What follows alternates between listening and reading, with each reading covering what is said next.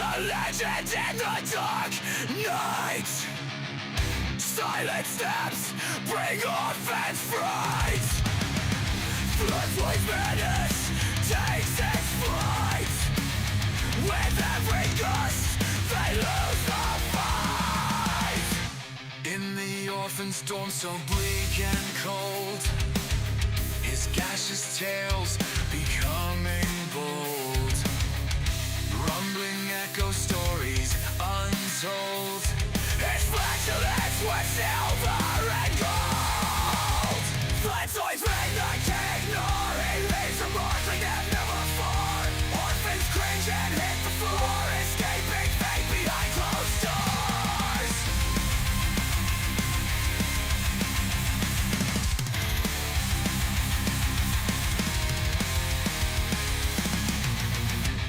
Every night his shadow creeps into dreams and troubled sleeps. Whispers float with deadly sweeps. Fkatzoid's legacy he keeps. Gas and fear mix in the air. Orphans cry out in despair. Keep their foe beyond compare. His flatulence a devil's snare.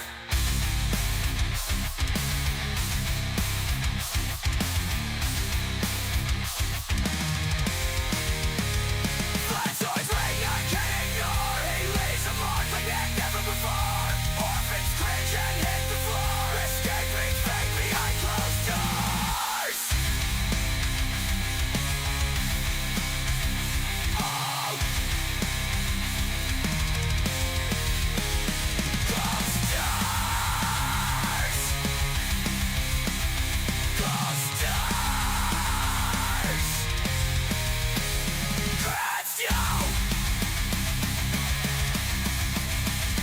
Lost doors. Lost doors. Gas and fear mix in the air. Orphans cry out in despair. Keep their foe beyond compare. His flatulence a devil's snare. Devil's snare. Fkatzoid's reign I can't ignore. He leaves a mark like never before. Orphans cringe and hit the floor, escaping fate behind closed doors. Closed doors. Closed doors. Closed doors.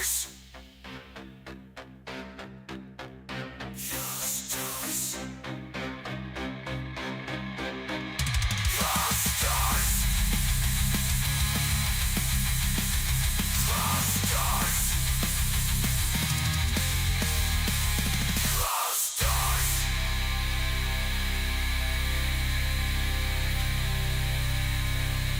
Closed doors.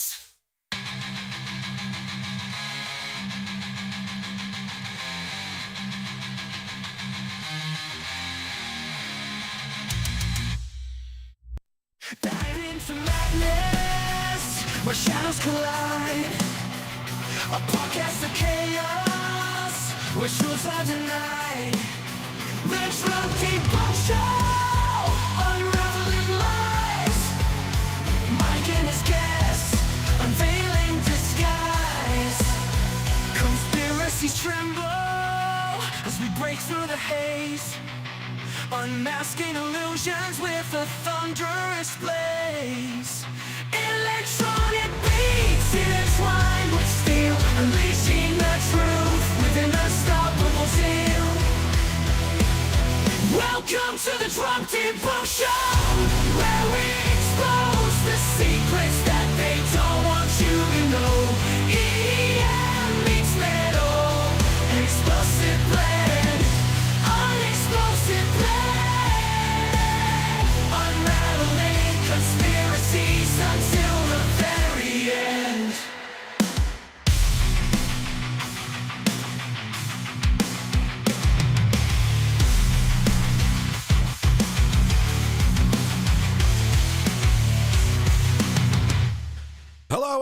welcome back to the Debunk Show. How is everybody tonight? Tonight we have a very special guest on.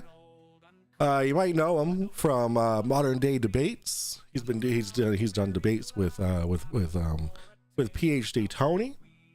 He's been hanging out in my chat for a little bit. Excited for tonight, so that we can go over the stream that I did with Fkatzoid in his panel of goons.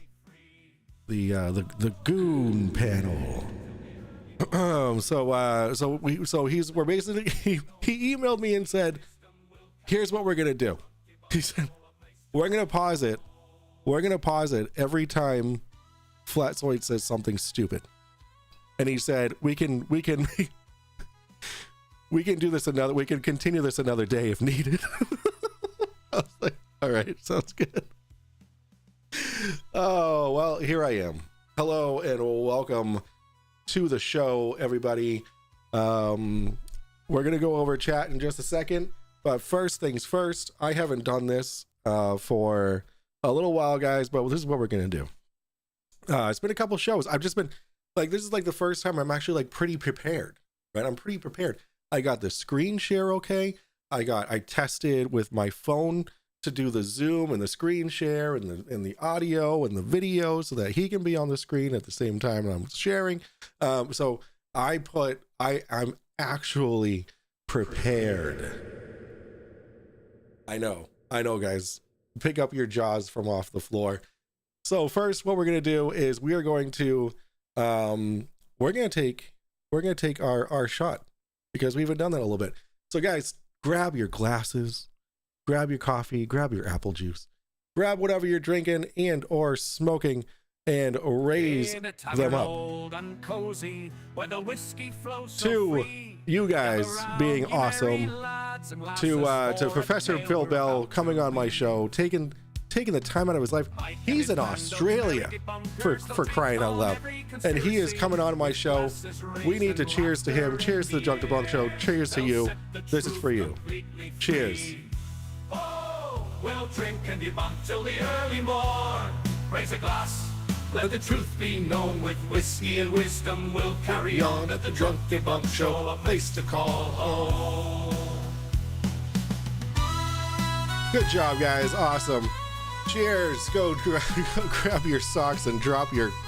I love it. I got a 10 milligram soda. Perfect. Let's go, dude. 10 milligram? Holy shit. Enjoy that, Calder. I can only do 5 milligrams. All right, let's check out chat real quick. I have chat up here now, so I think that this is going to be something that I'm going to be sticking with. All right, so we have Haz King. Hello. We got M80 Coco. We got Sean Hawkins. Hello. We got Keystone Eon, Michael Cooper, Liz K, Calder Vossold, Foxword Kerman, a monochromatic light source. We got Baba Ali. We got Silent Dave. I hear you though. Your pal Al. Oh my god, thank you. Hello, I'll join in 10 to 15 minutes. Yes, I will send you the link. I need to set this. Don't worry, I'm prepared, guys. Trust the process. Trust the process, okay? Okay, okay. Where did it all go? Don't worry, I know what I'm doing. I tested this. I tested it. Oh, no. Come here. Oh, there you are. Okay, show meeting. Okay, here we go. My screen, and then I do view, and then I do, not speaker. Not speaker. Standard. Hold on, I know what I'm doing.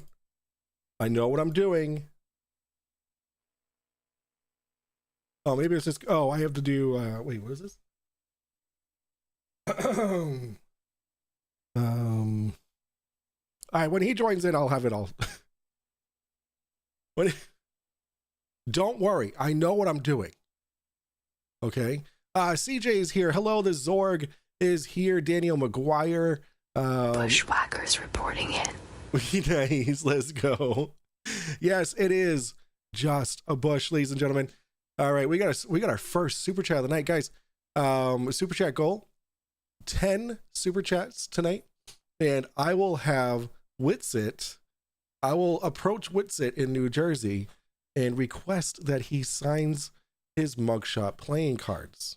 All right, so that's what I'm going to be doing if we do hit the goal. CJ with a $2 super chat says, let's get the super chat rolling. Cheers to you, Mr. CJ. And we got Mark W with a super chat saying, I can't superset chat, so send this instead with £2. Thank you, Mark W. I appreciate that super chat that you couldn't send. Color is yummy. Liz K says, hey, hello, Liz K. Requiem for a Dream. Hello, Brenda is here as well. Tyson Dog. Hello, everybody. And over on the Twitchy side, we have Cuppy Cake. We have Terrier Darts. We have Nexaroth. And we got Andy. Let's go. And Nexaroth says, I sent you a donation on January 10th and it's still pending. Never got through. Not sure if you don't have it set up or whatnot. Let me know what you sent that donation through, and then I'll let you know. Mama Lackey is in the chat as well. Everyone say hi, Mama Lackey, whether you're on Twitch or on YouTube. Let her know that we're here for her. All right, so let's we're gonna get this link sent out to our friend Professor Phil Bell.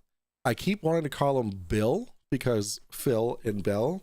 So if I call him Bill tonight, I need you guys to kick me right in the chest and say that's not his freaking name, you idiot. You idiot. All right. Here we go. Waiting for your link. Here we go. Reply and send. All right, Phil. Take your time joining. No rush. We got some time tonight. You're gonna be at 2 and an FTFE level before you know it. Oh man. If I was at FTFE level, dude, that's 57,000 subscribers. I don't know if we'll be able to do that. Requiem for a Dream says, Witsit catching so much flack for his lies and criminal behavior. One of these days, he's just going to snap and break down. I was thinking that, dude. I was like, dude, this guy is going to either murder people or he's going to be in the news one way or another. that's what I'm thinking. Stream Elements? Oh, I have it set up on Stream Elements. All right, I'll have to look into that. I'll let you know what happens with that next Roth. Just hate to see it still pending.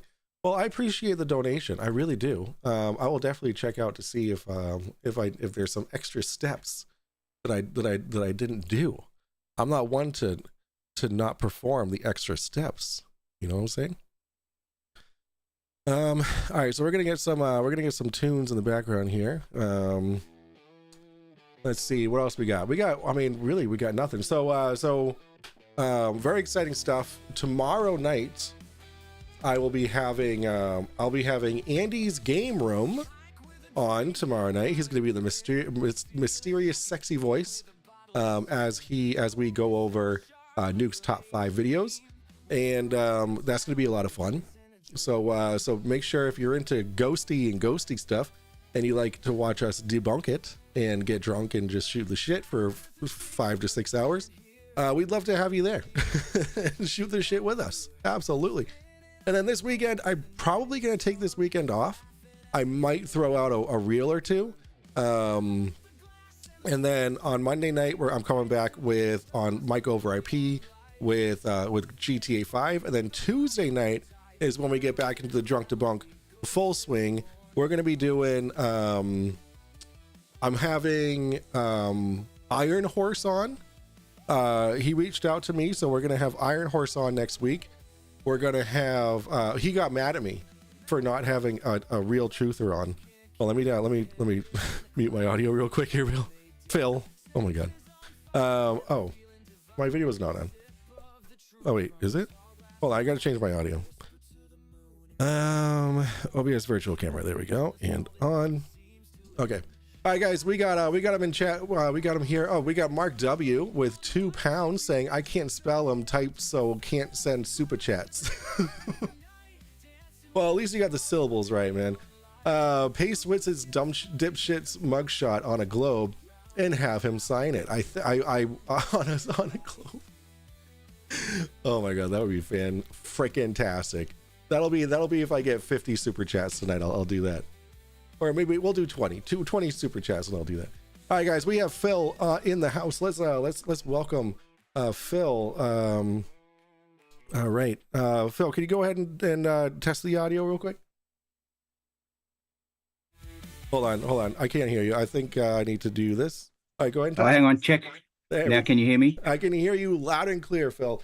Hello, welcome to the Drunk Debunk Show. I am very excited to have you here. You did a great job on modern day debates. That last debate, it was fantastic. Yeah. The first probably don't think so, but thanks for you. Thanks for your kind words. Yeah, no problem, guys. Can you one in chat if you can hear him? Okay. Now, hang on, I've got to shut down the YouTube. I think I've got that. Might have that open. Oh, okay. All right. There we go. Oh, okay. I see. Okay, perfect. All right, I hear you loud and clear. Terrific. Let me make sure that you can hear the audio from share sound. Okay, I was not sharing the sound before, so here we go. Okay. All right, so Phil is Mark W's for £2 says. So just call me Phil. That's good. Phil. All right. So I'll call you. I'll call you Phil. All right. So Phil, I don't know a whole lot about you, and I am very curious to know about you. So what? Tell me your story. I'm an educator. Mostly retired, although this year I've decided to take on a few contracts.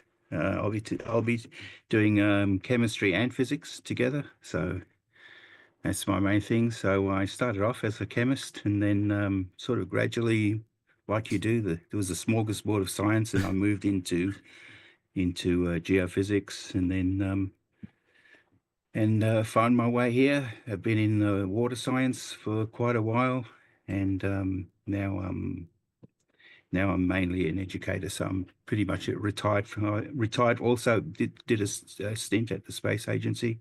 Nice. And now I'm kind of retired. So, but this year I have decided to put my my thumb back in the pie and take on a teaching role. So beautiful. I'm looking forward to that. So would you say that you are well qualified to debunk the flat Earth?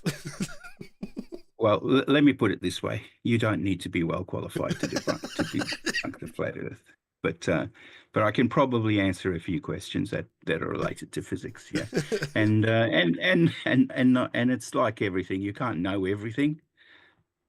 You know, that's one of the fundamental things about our science, is that we build on the knowledge of others. Yes. You know, those people that came before us. I think you'll find through this video.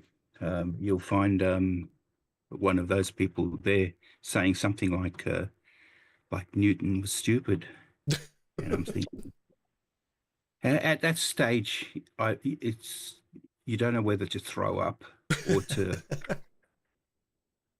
or to do what. I mean, he literally mouthed the words of the greatest scientist who's ever lived, who's ever walked on this planet, literally, and then called him stupid. Yeah, what do you do with someone like that? I mean, before I became a debunker, I would just throw my hands up and pretend they didn't exist. But then, let me tell you my story real quick. Why I got into debunking. First, I got into debunking like ghost videos and whatnot, like those amateur ghost videos, and because it was a lot of fun to watch them, reenact them and try to make my own little ghost videos. I did a few. It was a lot of fun, just to show this is how it's done. But then I started the show, but then one day my girls came home from school and they said, there's a staff member at the Boys and Girls Club that were trying to sell us on the flat Earth. And I said, time to put on my big boy pants. No one's going to approach my kids and lie to them like that. So thus here I am. I debunk a lot of stuff. I went over the moon landing hoax. I went over chemtrails. I started to do a little bit more social stuff, but then that was a really bad idea, so I stayed away from that. But right now, I mean, flat Earth with TFE, it's going crazy, and it's the misinformation is just everywhere. So So I'm glad that you're here to join us, and we can squash this together, Phil. Well, let's say, as you probably noted from the last debate that I was on, and that is, I'm actually not interested in converting these people that we're going to be featuring tonight. I'm actually not interested in converting them. That's not possible. Right. Okay. So when I first came here, I had a friend, a YouTuber friend. We became very, very good friends, whose name was George Natzak. And George said, he's passed away since, and George said to me, Phil, you're wasting your time. if you think if you think you can change anybody's mind, those for the most part. Um, Yeah. I think I have. I think I have been successful somewhat, but very, very small successes. But George said to me, "You will become frustrated," and George was quite right. So, Well, one of my favorite things about your debate was that so the point of a debate is to talk to the audience who's listening, right? Like you're like it's so that's what I liked about yours was, I mean, that's one of the things that I held dear for the debate that I held was, you're not there to convince each other, you're there to convince your audience. Yeah. that's right. Exactly. So I really appreciated that that you made that very clear, because there were points where you're like, I'm not talking to you. No, I'm not. I am talking to. And then they're trying, and then freaking Hakeem is trying to talk over you. He's like, no, I'm not talking to you. It was I gave you a round of applause with that one, but he was a bit surprised when I said that. yeah. Well, that's how debates are. Like that's why I'm so stoked about going to DebateCon, because like that's going to be like legit debates, and I'm excited to see how that turns out. I probably meant a little bit more than that, but it probably went over his head because I was kind, because I could have said, "You're actually not worth talking to." Of all people, Hakeem deserves that like almost the most. But you know what? Anyway, I didn't want to say that. He took his time to come on and talk, and basically by coming on actually contributed to making the platform where I could speak to those people who are genuinely on the fence and thinking, is there something in this flat earth? Is it true? Is there something in it? And so it gives me an opportunity to explain to them, no, there isn't. Right. And this is why. Yeah. And this is the evidence that points to why it's not. And so please don't teach this to your children, Right. because you're effectively robbing them of an opportunity to participate in the cutting edge of science. Yes. And that's like I literally say, the more that this is spread, the more people buy it, the further back we go as a species. And it's just, I mean, I know that we put ourselves in the space, Phil, like we see it all happening. But like, if you're an outsider looking in, you don't really take it seriously. Like when I told my father, right, my father's a very intelligent man. He's done very big things for AMD, for Cisco. He's worked on military GPS satellites. He's done some incredible things. And when I told him, I was like, "Hey, Dad, I'm like interviewing flat earthers on my site." He goes, "People think the Earth is flat?" It's like, yeah, they do. And so here's us in the thick of it, So like we see how dangerous it is, but then like on the outside, they don't see how dangerous it is, but we see it growing, and we see how dangerous it can be, especially when people are going up to my children, Phil, and saying that the Earth is flat. No. I draw the line there, but I digress. No, no, you're quite right. And well, basically, there's no doubt some kids will be influenced by it. Yeah. Especially if they have the kind of vulnerability that the that the victims that are there now have. So those kids will also have that kind of vulnerability, and therefore are in danger of falling into it. So, you know, as a society, we're thinking, well, you know, do we want to sort of go backwards? Do we want half of our population, or a third, or whatever part of our population, you know, to uh, detest what, or you know, all the advances that humans make in science, for instance, Yeah. and medicine, you know? Yeah, and I mean, they could be converting. Like, okay, so there are some really, really intelligent people that are flat earthers that could, if they just accepted reality, they could put all of that effort that they put into trying to debunk the globe, because that's all you can do, right? With no evidence of a flat Earth, all you can do is debunk the globe, and just applied that elsewhere in either social aspects or, you know, other scientific fields. I just feel like, you know, it's just wasted talent, you know. Frankly, I don't understand it. And, you know, I don't understand their position. I don't understand. Look, perhaps they're just trolling. Yeah. If they're just We can trolling, hope. I get that, you know, because it is. I mean, let's face it. For many, like even the people like MC Toon and FTFE and so on, it's just a place to laugh, you know, Yeah. and you know, and have some fun. They don't. Nobody takes it seriously, for goodness sake.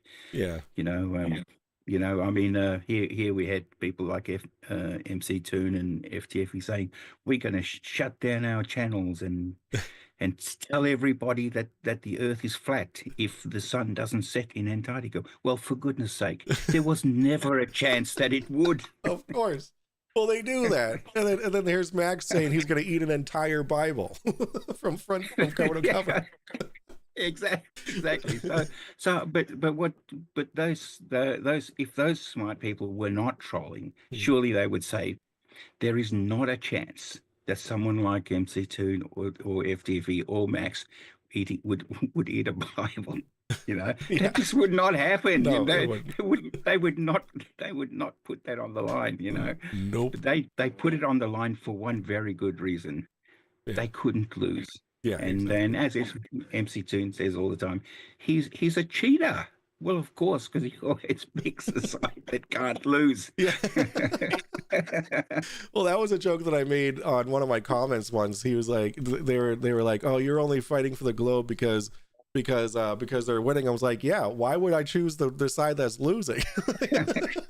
Like, yeah, no Well, shit. look, you know something. If this was like an intellectual exercise and say, look, let's just pretend that the Earth is flat, and then let's you know, think about the physics that would arise if that were the case. What problems? How would things be different? I don't have a problem with an intellectual exercise like that. And you know, and even when this first started, one of the things I did for some sophomore years students, I said, look, there is this thing going around that the Earth is flat, and some of them had heard about it. And I said, well, I've got a job for you. Okay. I want all of you to tell me what would actually happen with all of the things that we know about in physics if it was flat. Okay. So then they had to go about and think about all the problems that needed to be solved and how could it be solved. So it was an interesting exercise and you know, raised some interesting questions. You know, if you treat it like that, then sure, you know, you can, you know, it's like playing a game of chess, you know. Yeah. Someone picks this side, someone picks that side, and or a debate. Just because people are in a debate doesn't mean that they agree with they pick the affirmative or are given the affirmative side to argue, even if they don't believe it. But it's not about that. It's about the quality of your debate and your ability to, you know, to place an argument. It isn't about whether it's true or not. But unfortunately, here it is about whether it's true or not. In this context, yeah, of course.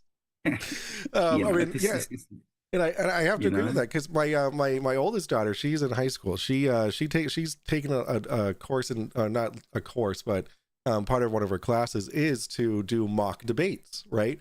So they choose topics and then they're given their side on the thing. Exactly. Yeah. Signed it. So whether they, you know, it's your skill that at debating. Mhm. But this isn't a debate as such, and you know, because it's not a thing to debate. Right.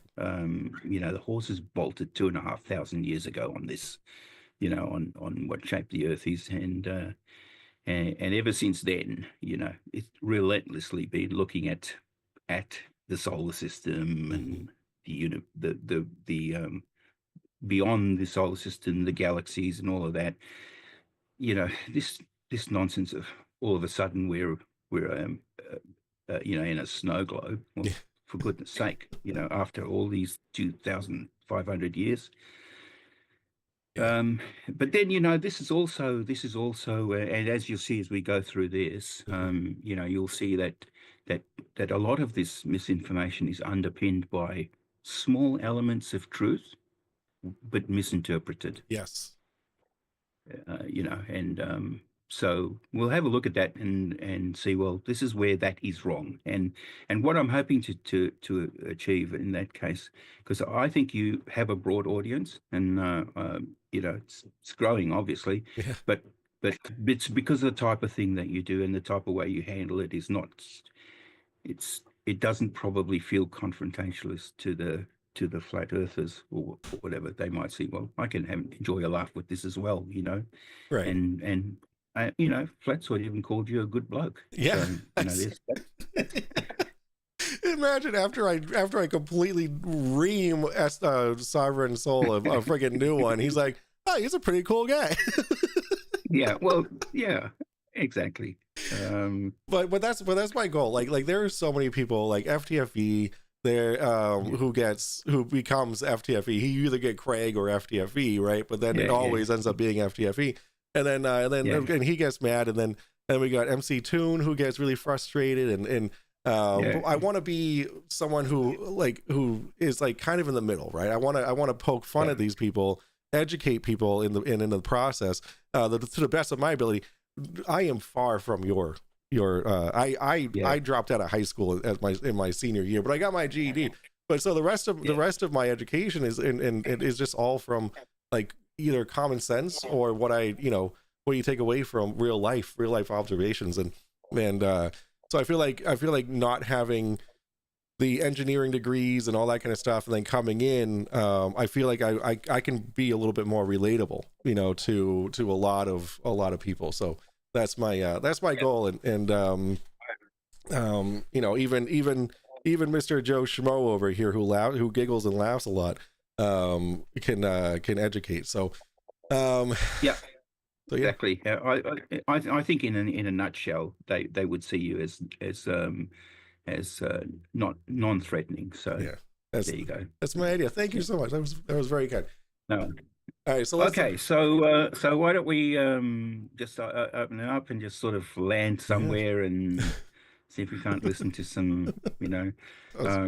Now I know that you're probably inclined to say things like derp and all of that. And that's good because you will have a good laugh about that. Yeah. I'm going to temper it with more an education part. Okay? That's why I wanted you on the show. When you offered to come on, I was like, yes, educate. This is what we call. You can make the fun of. All right, sounds good. So really quick, I do just want to go over some super chats. I got Penguin J given 5 gifted memberships. Thank you so much, Penguin J. Then we got Evil Producer 01 for $4.99, says before Witsit was busted for spitting, was his show called Witsits? Well, God damn it! Was his show called Witsit Swallows? Oh no! Then we got Noam J with a 99-cent super chat. Is a super sticker with the popcorn. Thank you so much, guys, for the super chats. So guys, if you have questions for Phil, please either tag me. I'm going to do the best I can to copy and paste the tags into my OneNote. and or super chat will definitely get priority. So guys, if you have questions for Phil, absolutely go ahead and get them in the chat, You're a guys. flat earther. All right. Wait, do we have a flat earther here? Oh yeah, yeah. I don't know. There may be. Oh, all right. If you're a flat earther, welcome. Feel free to Yeah. type 1 in the chat if you are a flat earther. Actually, I know how to find out. We're just gonna run a poll real quick. I'm gonna put. Do you put your socks on? No, you're definitely going to get trolls if you run a poll. Even I would declare. All right, I'm gonna do a trick question. Do you put your own socks on, or does your mom help? Okay, so this is a trick question. Mommy, help me, or yes, I'm a big person. Okay, and it's gonna be, here we go. All right, so flat earthers, it's him who's doing all of that, not me. Yeah, okay? no, he is he is not involved in this poll. This is there we go. So go ahead and pull that. All right, let's get started. Let me know if you can hear this. Yep, sure. I cannot hear it. Yeah. Oh, there we go. Okay. Wait, what? I can't hear. Oh, because the whole like beginning part, I screwed up the audio. All right. I'm also gonna like skip through all the time that I die laughing because yeah. I would like to pick specific spots. For instance, Yeah. I'd like to talk. There was a part where they spoke about gravity. I'd definitely like to talk about that. Yes. There's a part where they spoke about the atmosphere and space is fake sort of thing. Yeah. I definitely want to talk about that. I want to explain. For instance, they said they don't have a model. I definitely want to show them why they do have a model. But the globers or the flat earthers? No, the flat earthers, they definitely have a model. Of course, the globers have a model. Yeah. Well, they'll tell you we don't have a globe. They have a model. It may be incomplete and most of it doesn't work, but they still have a model. Okay. All right. Because they make some claims. They tell us that I'm not making any claims, but in fact they do. And two essential claims that they make are that the Earth is flat. They say that, in other words, they say the Earth. And not only that, they make that claim even more explicit by saying the Earth is measured flat. Right. Yes. Okay. All right. Okay. I'd like to see the data on that. Okay. So, but the Earth is measured flat. Okay, good. We can picture that, how that would work. And then they also say celestial navigation works exclusively on flat Earth. Yeah. So celestial navigation incorporates a whole bunch of stuff, like, for instance, the naval almanac, the nautical almanac, the stuff that's in there is part of the celestial navigation kit. The sextant, that reference, the fact that if you look up for instance, if you're looking at the Polaris and check your angle, that's pretty much you're going to be your latitude. So the complement of that will be your latitude, and that works. Okay, well, if that's got to work on flat Earth, that means it's inevitable that the GP of Polaris has to be at the North Pole, and the North Pole has to be at the center. Mm-hmm. Now, it's also inevitable that there must be concentric circles around the North Pole that match latitudes. Okay, because we have other countries around. We have to go around to meet people in America. Have to go around to meet the people in England and so on. So obviously the latitudes are concentric circles around the North Pole. So they start at 90 at the North Pole, go all the way down to 0. Oh, there we have the equator. Actually, before that, at 23.4, we have the Tropic of Cancer. Mm-hmm. And this, by the way, is where the northern limit that the sun gets to. Right. That's indisputable that happens. That's the limit. If you don't like it, have a look in the Naval Almanac, and you'll be able to see that is the limit that it gets to. All right. There's no you agree that celestial navigation works. Mhm. Okay? Yep. You not only agree, you say it's exclusive to flat Earth. And you said the Earth is measured flat. We got to put those things together. Right. So therefore, they are flat, concentric circles around to the equator. Now, goodness knows how, because they said latitudes come from looking up at the North Pole, at Polaris. How did the hell did they get? Why did they stop at zero? Yeah, exactly. That's when you can't see the Polaris anymore. Yeah, all right, fair enough. Okay, so what? So then they started, and why did they end at 90? Why didn't they go to 100? You know, when they went south, why not 110? Right. Why 90?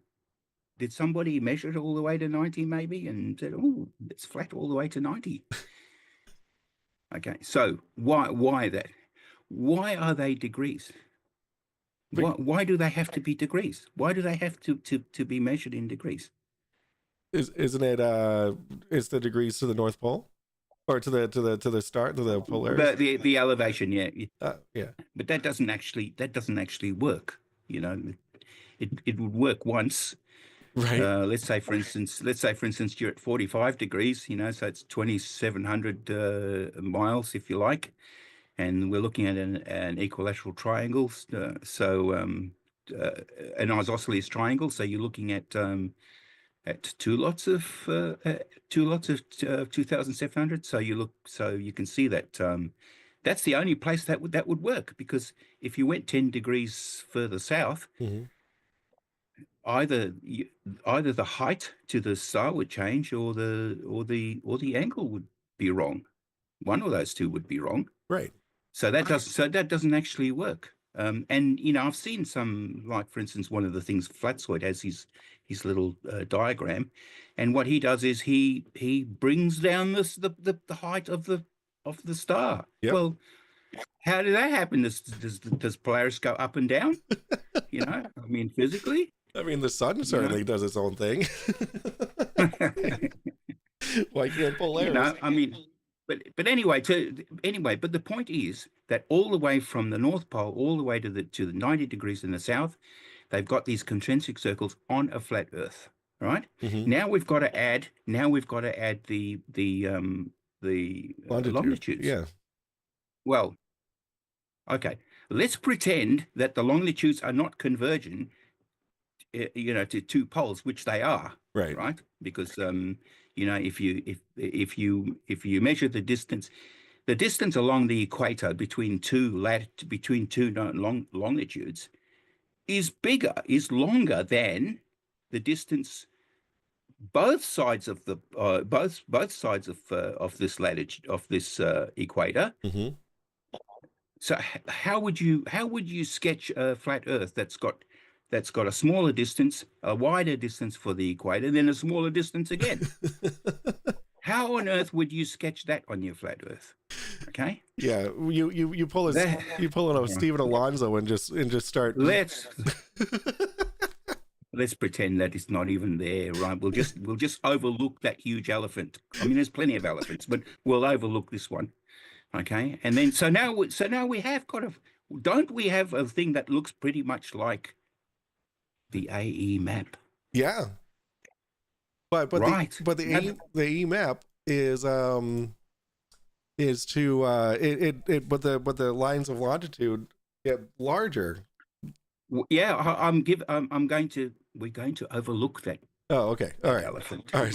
We're going to overlook that. We let it go out. Okay. Right. Because there's no other way for it to go.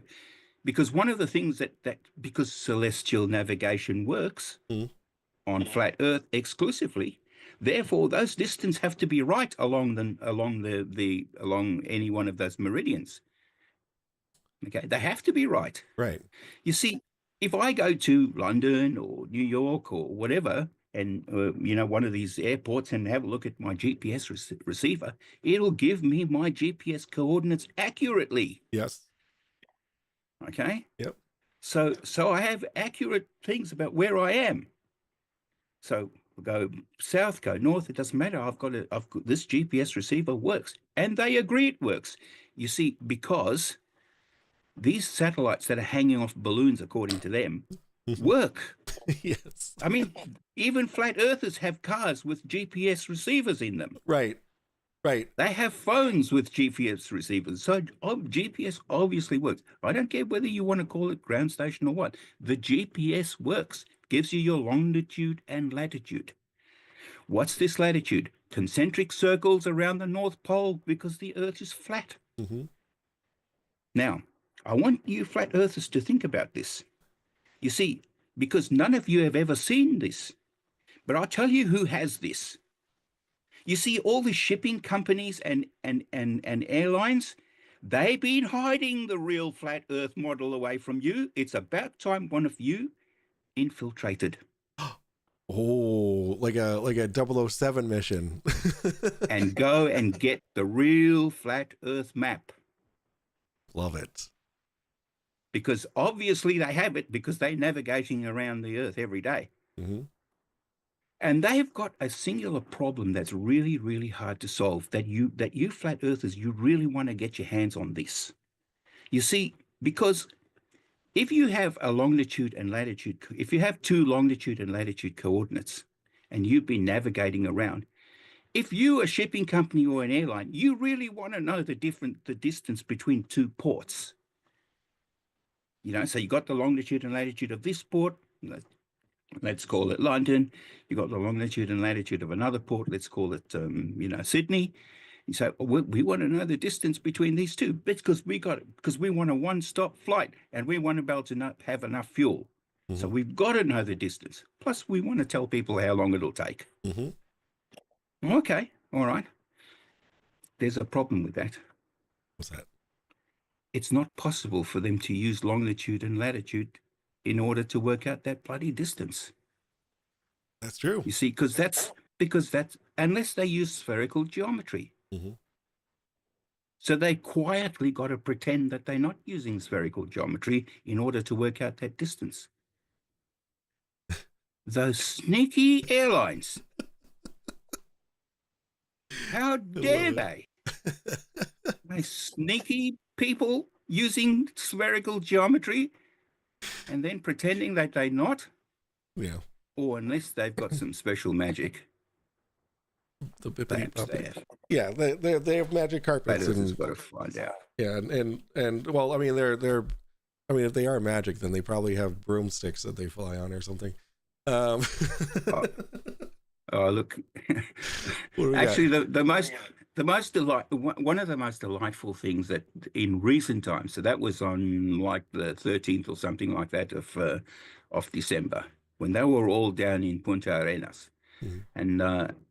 and looking, and then the surprise when they looked south and they could see the sunlight. I know, it was so good. By then, there is no doubt hearts would have sunk. Mm-hmm. Yeah, mouths would have dropped. You could hear the sorrow, and you could hear the sorrow in Winston's mouth when he was like, "Oh, it's probably the coffee cup caustic." Bro, like, take the L, dude. Just stop. Oh, that must have been a moment. There is not a chance anybody with a modicum of intelligence wouldn't be thinking, "Oh, we're stuffed." There's no doubt the sun is going to stay in the sky for 24 hours. There is no doubt after seeing this, because you know what this means. It means those people in Australia, it's daylight for them because it is. And you know what? That daylight reaches all the way to this edge of Antarctica. So it goes all the way to Australia and beyond that, so it's Australia, all Southeast Asia, Russia, and so on. That's where the sun is shining up all those places, plus all of Antarctica, right up to the horizon where you can just see the light. You know this is a globe. You can't be that stupid. I mean, so that's why people like Fkatzoid and his goon squad, and King Nico and all these kinds of people are it has to be faked. It cannot be real, because that just completely destroys everything that they believe in. And this idea that's saying, well, it wouldn't matter if the sun was 24. They are falling over themselves to try and discredit that, because they know this. Mm-hmm. They understand. Certainly the bosses amongst them, Yeah. understand this problem perfectly. Yes. I mean, Not a doubt. they can say that oh, it wouldn't destroy the flat Earth all they want, like Fkatzoid says, and he knows what it would do if he actually conceded to it being real. He knows exactly what that would be. Look, it's overwhelming. Look, the thing about it is that, so let's forget that. All right, forget about Antarctica. Not that I want to, because they did some amazing stuff. Yes. Forget about that. I live in Australia, well below the Tropic of Capricorn. Okay, Mm-hmm. so I should have to turn around and look north to see the sun. Right. How the hell could I be facing south and see the sun if the thing's going around in a circle north of me? I have to turn around north and look at it. Right. And then it's a flat Earth. So you got to think, okay, well, what would that look like? So I think about that. Think about that like if it was an aeroplane or something. Mm-hmm. You know, it's coming in so it's going around behind your head, my head, because if I'm looking south. Yep. So I turn around to look at it, and I see this aeroplane coming from the distance in the east, tiny little dot. Mm-hmm. It's getting bigger and bigger and bigger and bigger, and all of a sudden, for quite a long time, it's going across my field of view horizontally. Yep. Because that's what it would do. Right. And then towards the evening, it gets smaller and smaller and smaller, and then off it goes to my left, up out in the distance, getting smaller, a tiny dot. Yeah. That's what would have to happen. How the hell could I turn around and see it going southwest? How the hell could I turn around and see it coming south of east? Yeah. Well, I tell you what, it wasn't just me, but Fkatzoid did that. He was at his beach place. Yeah, he did. And he showed us. He showed us. Those were so He showed desperate. us how the sun was coming up south of east. Mm-hmm. He showed us. Yeah. It was right there. I couldn't argue with that a bit. I Well, mean, there you go. yeah. How the hell did that happen when he's supposed to be looking North. up north, Yeah. watching the thing coming from north of east? I actually I only heard jokes about that video because he put his phone compass on an iron chair and it Yeah. screwed with the compass and stuff, and he's like, oh no, it's concrete, and and that's actually one of the reasons why he won the nomination for Okay. who was it, for either FTFE or MC2 nominated him for the top left. Yeah. Yeah. Good stuff. Look, I don't really want to make fun of him, but I'd like to say to those people who are listening to this, say, look, listen to what I'm saying, all right? Mhm. You know, have some dignity and some self-respect, and say, you know, you care about what you think about. You know, you care about the things that you believe in. Right. You know, and so, all right, well, you're an adult. That can't make sense to you. You know, that you would face south to look at something that's going around the back of your head north. Does not make sense. Not to anybody. Right. If I explain that to a child, they would agree with that. Yep. You know, and then what excuse are you going to, oh, refraction? Or I don't know, what you're going to come up with then. Seriously. So good. You know. All right. I don't mind you having a bit of fun with it. All right, flat earthers. I don't mind you having it's an exercise in just a bit of fun. You know, we're all having a bit of fun. Yeah. There's a bit of banter here, a bit of argument there, and all that. But we all underlying all of this, we all know the Earth is a globe. We're not going to tell our kids, listen, kids, don't believe the scientists. We're never going to say that to our kids in a serious way. I hope so. Okay? We're just going to have some fun. That's all. You know, we all agree that, of course, the Earth is. What is Jesus? Yeah, I know. We've It's, known that for, you it's know? insane. But And let's have some fun anyway. yeah, and I made it very clear on when I was on with Fkatzoid. I was like, I know why you're here. I know why I'm here. It's because we're here for entertainment, right? We're here for entertainment's sake. So, all right. So I think this might be. I have a very at a point of very big disdain for. Oh, let me hold on. Let me more weak sauce. Okay. I find. All right. It's when Sovereign Soul is on. All right. Here we go. One question for you. Yeah. Why do you think we deny science? What about science that we deny? Oh, well, you think that the Earth is flat? And then they said that's not science. Yeah. Yeah. I might crack myself up because I think I'm so funny. So, so this is. I think they're talking about whether this is science, whether this is science or not. Yeah, yeah. And then the argument became about the scientific method. Oh my God. Yeah, I want to hear your take on the scientific method, but let's hear their nonsense first. It Sure.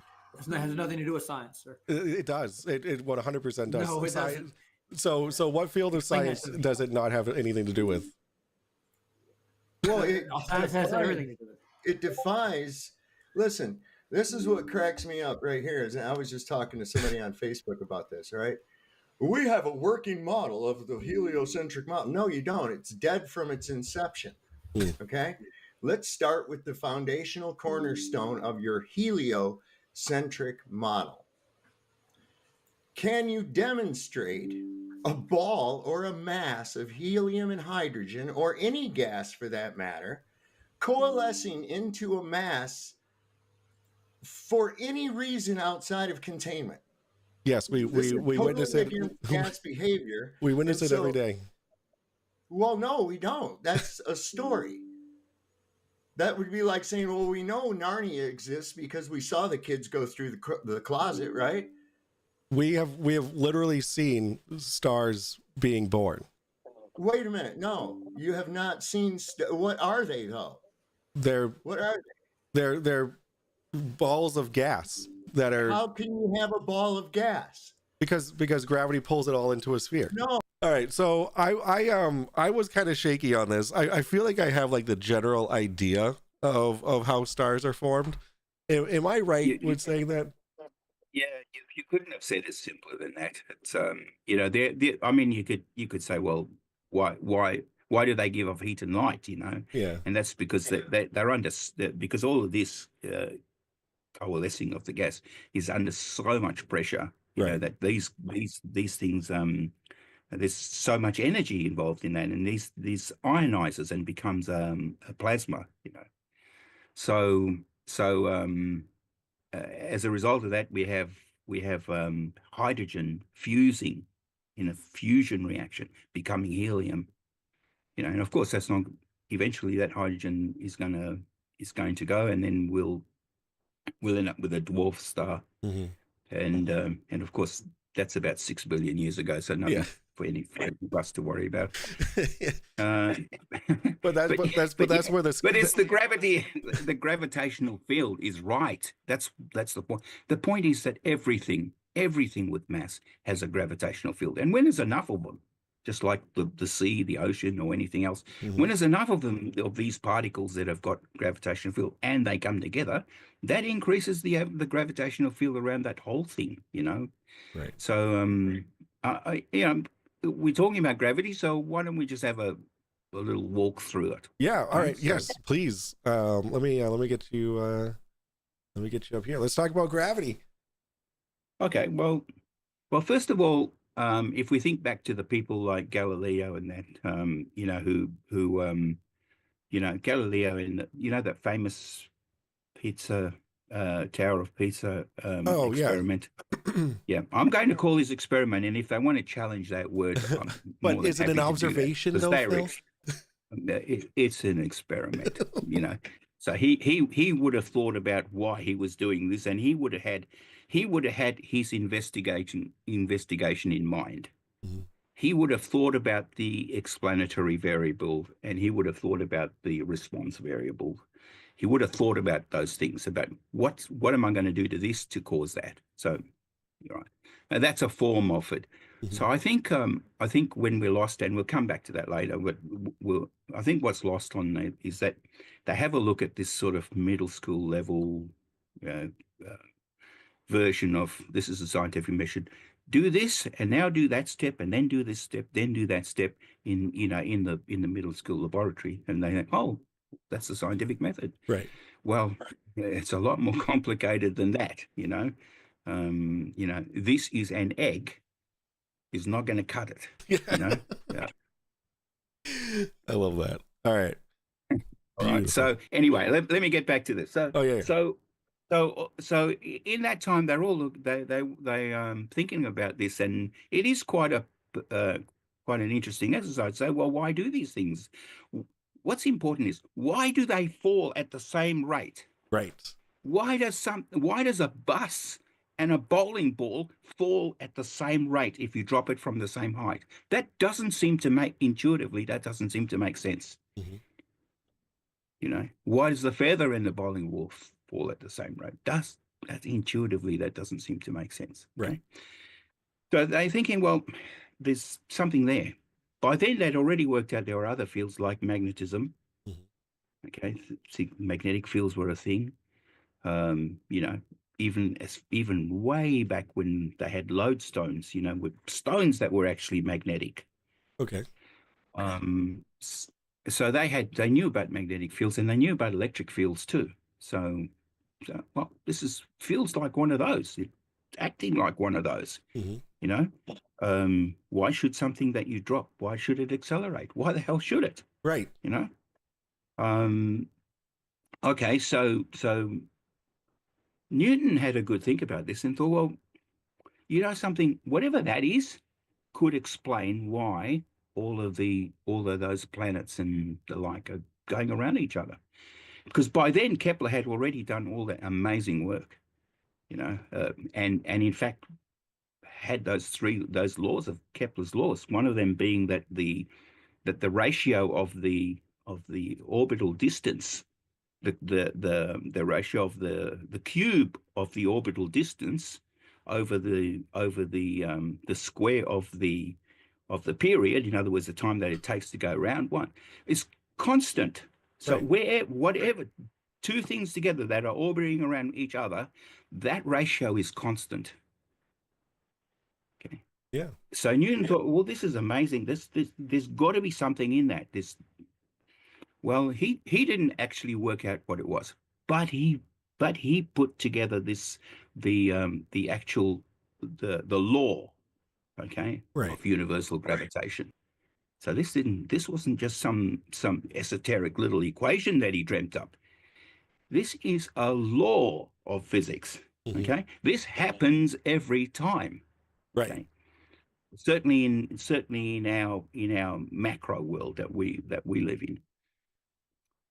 So he's looking at that, and then other people like Cavendish came after him and say, well, you know, what Newton could only say was that the force was proportional to the product of two masses divided by the square of the distance between them. So he said it was just a proportionality constant, a proportionality equation. Well, that had to be turned. The only way to make that equal to something, in other words, so that we can use it as a model to make predictions, actual predictions, Right. was to find a gravitational constant. Okay, in other words, the constant of proportionality is what it's called. Okay. So every equation that has like for instance, the gas equation PV equals nRT. That's the constant of proportionality. Okay, right. Otherwise, there's no way to make a prediction from it. You know what happens, but you can't make a prediction from it. You need that constant of proportionality. Right. All right. So that's how Cavendish worked it out. So he knew the distance between them. He knew the masses of the balls. He could work out the force that was created when those two balls came together. Right. As they came together, they twisted the torsion wire. And that twist in the torsion wire, guess what? You could measure that. Right. Because, that's a force. It's a force that's required to twist that. Right. Right? It doesn't just magically, as these two things come together, they force that thing to twist. Right. We can measure that. So now we've got the force, we've got the two masses, we know what they are, we've got the distance between them, we know what that is. Aha. Now we have the constant of proportionality, because all we have to do is rearrange that formula to give us the constant of proportionality is equal to this. So now we have it. Now that you've got that, you can apply that to any situation where you can measure the force. So, well, what is it on Earth? Well, accelerates at 9.8 meters per second squared. Mhm. Okay, there's a number. Now, let me just tell you a little bit about that, because that is this 9.8 acceleration is a bit of this is probably the biggest confusion that's happening in this whole thing. Mhm. Okay, Earth has a gravitational field around it. Yes. And Einstein, who came later on, because Newton hadn't worked it out, Einstein came around and said, well, we do have to figure this out. We can't be humans walking around knowing this is around us and not being able to figure it out. Right. I'm going to have a crack at it. Okay, so Einstein came up with the hypothesis for space-time, and in his view was this thinking: if you think of space as a uniform thing, right? So it's perfectly uniform, nice and uniform. Mm-hmm. And if you think of time as a uniform thing that marches, along, unstoppable thing that's marching along, time goes on. You get old whether you like it or not. Okay, all right. Time's going to march on. Yes. How big a second is, how big a minute is. That's something we devise. Right. Yeah. That was. Okay? Yeah. It Nature didn't figure that out. Yeah. No, exactly. Time is just if you like the whole continuum. Right? How you break that up? Well, that's a matter for us humans. Yeah. But we didn't invent time. But it's a thing. It happens, unfortunately. Yeah. Well, no, maybe fortunately too. Okay. All right. So nothing can actually move without time. That's another thing about it. Because if it moves, it was here, and now it's there. Well, some time has passed in between, hasn't it? Right. Right? It didn't, some time has passed. For it to get from there to there, time has passed. Yes. Okay. So time is an intrinsic part of all of this thing, Right. So calling it as space time is not it's not far-fetched, that makes sense. They intrinsically link this thing. So he thought, well, okay. So if anything with mass in this uniform thing, which is space and both of these uniform things, comes within that, it's no longer uniform. It's shaped like the thing that's in it, that you put in it. So this ball that's in it, now you've curved all of that space-time. Oh, okay. You've curved it. You've changed it. Okay, so now anything that's moving, that's now moving through it, will have to follow the path of that curve that's created by this thing with mass. And by the way, this thing that's moving through it, if it's got mass, will have its own version of how much it changes the space-time. Yeah. Okay, so a thing that's let me call it caught in the influence of this ball or whatever, this object that's now warped the space-time. Something's caught in that, okay? Right. then it must accelerate. Okay, so if you were standing on a surface and let's say you're on a mattress, okay, and then somebody comes down and stands on in the middle of it, if you're small enough, you'll be affected by that divot that they created. Right. Yeah, it would create a slope somewhat. Yeah, you might even move down it, and if you had a ball, it might just by itself move down it. It'll accelerate down into this divot. Right. Right now, because it's accelerating, there's a force there. It's an emergent force. Mm. Can you It's a just... force that's created as a result of There we this divot. It's emergent force. Okay, it's not like somebody hit it. Right. Okay, it came into being, that force, because of this space-time warping.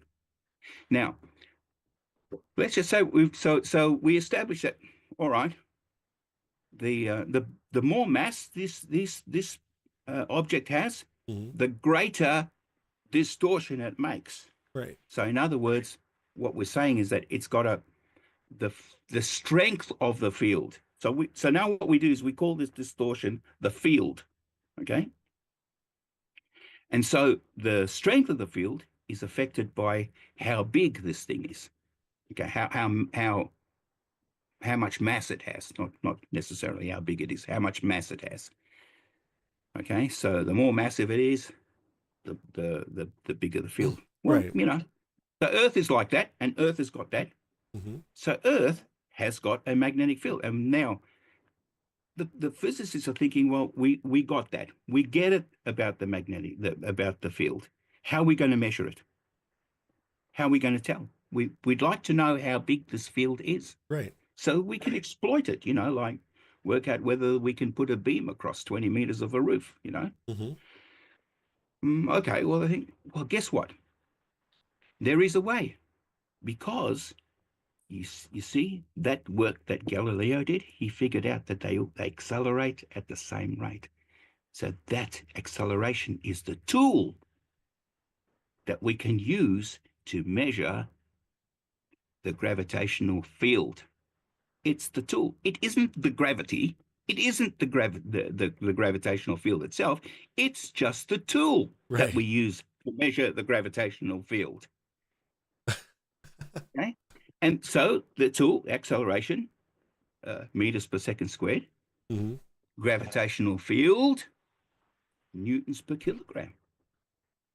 Oh my God. Okay, different things. Right. Acceleration is just how do we measure this gravitational field? Right. Now, where's the evidence? All right, well,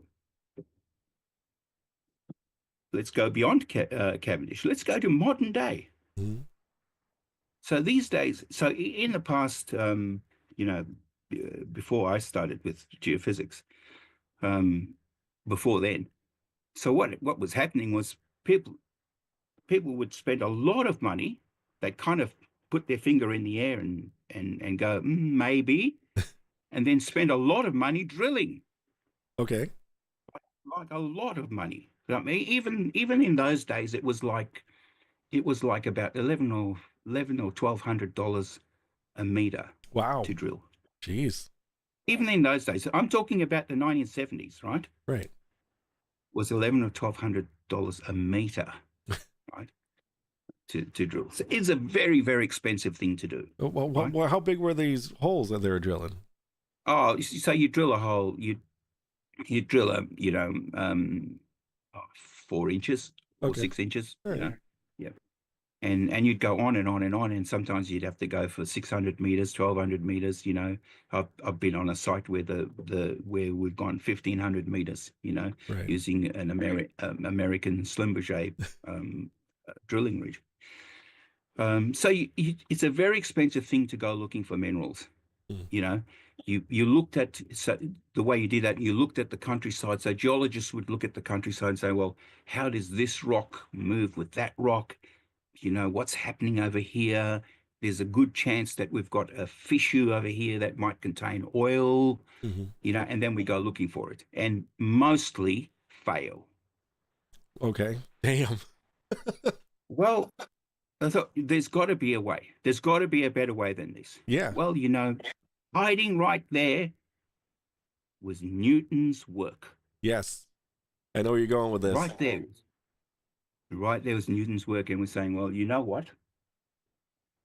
Wherever something is more massive, that changes the gravitational field strength. That's all we've got to figure out. Let's figure out if we've got a massive deposit of minerals underground, deep underground, Hmm. or oil or whatever it is, deep underground. All we've got to do is measure the gravitational field strength right there and compare it to other places. Yes. Now, if we already have found oil, thankfully, because we were lucky one day Right. and we drilled a hole and got lucky, okay?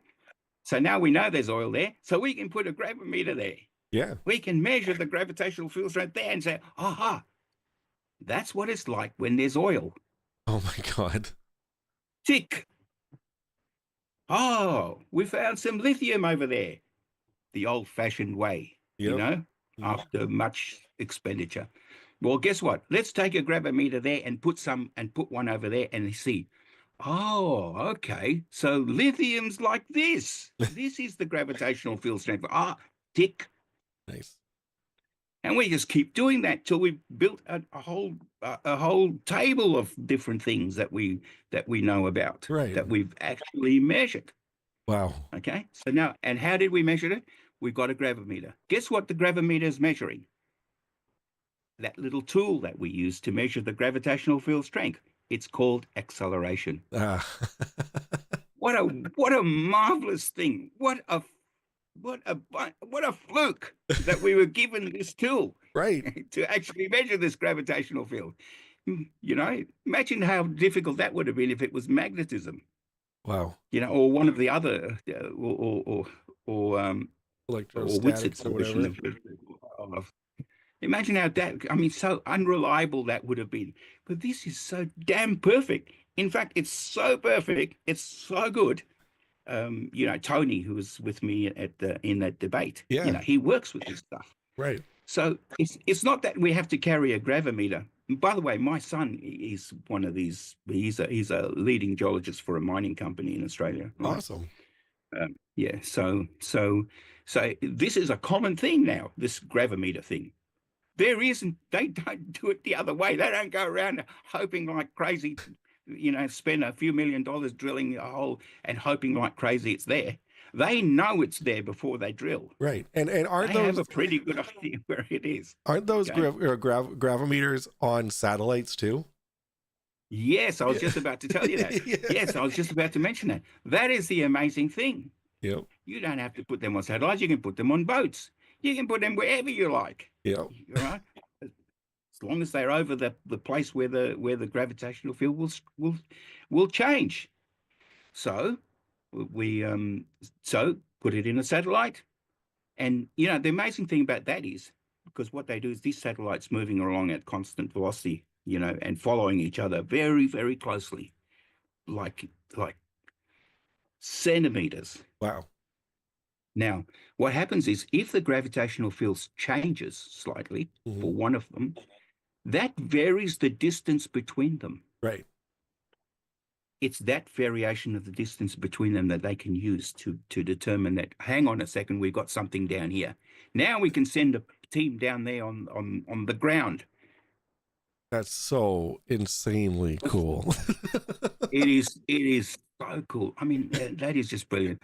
So our country's a huge place, right? We can't be walking around, in our Ugg boots looking for places where we can put a gravimeter, Right. We need the satellite. We need to be able to look at it, look at lots of distance at once, Right. Yeah, exactly. We've got a huge country to cover, Yep. And the thing about it is pockets like lithium and stuff like that just appear in small places. They're not widely spread. Mhm. Like, like iron, for instance, in Western Australia over here, practically all of that part of Australia is made out of iron, Wow. you know, iron ore. In Queensland, we've got huge deposits of copper and stuff like that. You can practically see these things at the surface. You know, you go there and you pick up a lump of green rock, and you know that we're in copper country. That's you know. cool. Wow. So yeah, so that's now. What about the people in, you know, the sailors in their submarines? They thought, that's cool. You know, we can go around in this submarine without making a sound. Yep. Without the sonar, yeah. Without the sonar, because the sonar is useless, because everybody can hear you. Exactly. Because you know, I in my swimming pool, I've got one of these things that go around making a noise. You know, they go doop doop doop doop like that. You know, as they go around the pool, cleaning up the pool.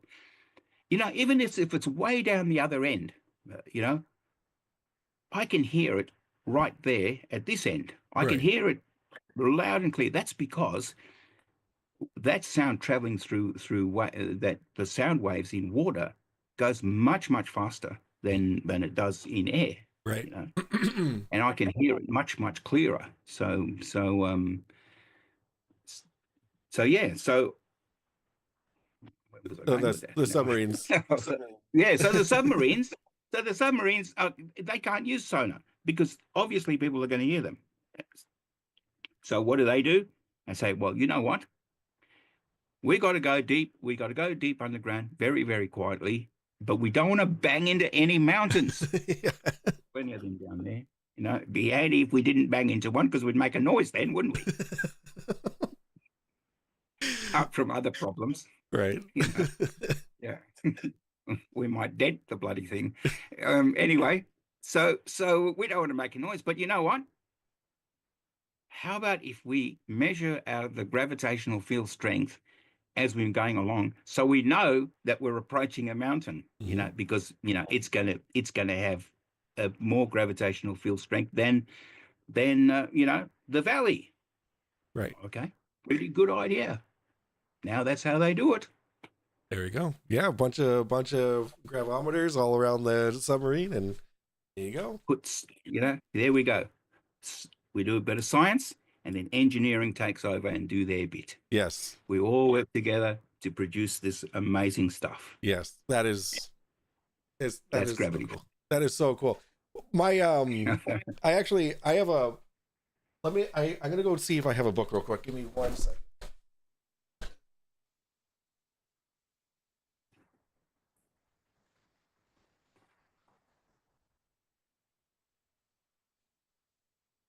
All right. Phil, oh my God. Jesus Christ. All right. So Phil, you used a lot of big words. Okay. So this is my point, to be a little condescending here. So we drew out in crayon. It's called General Relativity for Babies. Yeah. All right. Oh. So I don't know. Have you read this book? No, I haven't. It's a good one. I haven't, but I've got my grandson is 3 now, so maybe it's time I did get one. Well, so my sister actually, she knew that I started debunking and stuff, and she gave me a bunch of these books. Like I have quantum physics for babies and stuff too. So this book is for everyone who couldn't follow along. So I'm gonna go ahead and pop over here real quick. So yes. So we're gonna start from the beginning. This ball. This is a ball. Yeah. This ball has mass. All right. Hope there's no green in here. More mass. Yeah. Less mass. Yeah. This is flat space. There you go. Mass warp space. Less mass, less warp. Perfect. More mass, more warp. Brilliant. This is a small particle. I really wish this was in crayon. It wants to go here. Oop. Yeah. But it can't. Can't. All right. All right. And then here we go. This ball is, oh no. It must follow the shortest path through curved space. See that? Yeah, of course. This ball Why has, wouldn't it? this ball has motion. It's spinning. Yeah. Mass drags space. Yeah. See that? Space drags mass. Gosh, that's Isn't pretty good. Isn't this good? I love that little book. Oh, Brilliant. This is green. It's like a green. It's like a azimuthal equidistant. Yeah, Mush, please put that put the author and title that in an email to me so I can get that from my grandson. Absolutely. I'll send you a link to all the books. He actually wrote a bunch of these books. This that is awesome. Yeah, this is flat space from a different angle, so it's tilted. Yeah. See mass warp space from this angle. As you can see, the lines are the grid. Let's see. And then we have shrink a large mass enough and it becomes a black hole. So that goes to just because it has a lot of mass doesn't mean it's very big, right? Yeah, exactly. It's just under a lot of pressure. A black hole is a large amount of mass in a relatively small area. Yeah. A black hole has so much mass that not even light can escape its warp. Yeah. The center of a black hole is called a singularity. There you go. Two black holes. Horizon. Yeah, two black holes can spin around each other. Which my cousin, he worked for LIGO in 2016. Which creates the gravitational wave. Yeah, Yes. and he measured the gravitational wave. Collide. And then they send ripples through space called gravitational waves. Yeah. And then it says, it covers a lot. yeah, these waves stretch and squish space throughout the universe. Yeah. Now you know general relativity. Congratulations. Yay. Very good. Fantastic book. Oh, I love that. That's real. Yeah. Now I want to say a couple of things too that we hear all the time. Yeah. First of all, they say this a lot because they try to discredit I'm talking about the flat earthers. They try to discredit this thing. So they say gravity is not a force. Right. They'll say it as often as they are. Nobody said it was. Right. Okay. Gravity creates a force. Yes, exactly. So an emergent force will be created because of the mass. Okay, right? Because of the mass and in a gravitational field, that's where that force will be created. So what they actually say and what the text would actually say, they say the force due to gravity. Correct. Yep. So good. Oh, Can the flat earthers not read the due to gravity bit? Yeah. Well, you have to. They cherry pick. Yeah. Phil. They cherry. All right. So that's one. Okay. Yep. That's that. Yeah. That's it. The other thing they say, which gravity, Newton or thing? Oh yeah. Like come on. There is only one. Just gravity. Right. Okay. Like, just different ways of looking at it. Different. A different way to measure it. Right. That's it. Not two different gravities. We're still talking about the same thing, you know? Yes. Yeah. I don't care whether if Einstein drops a brick on your foot, it'll hurt just as much as if Newton did.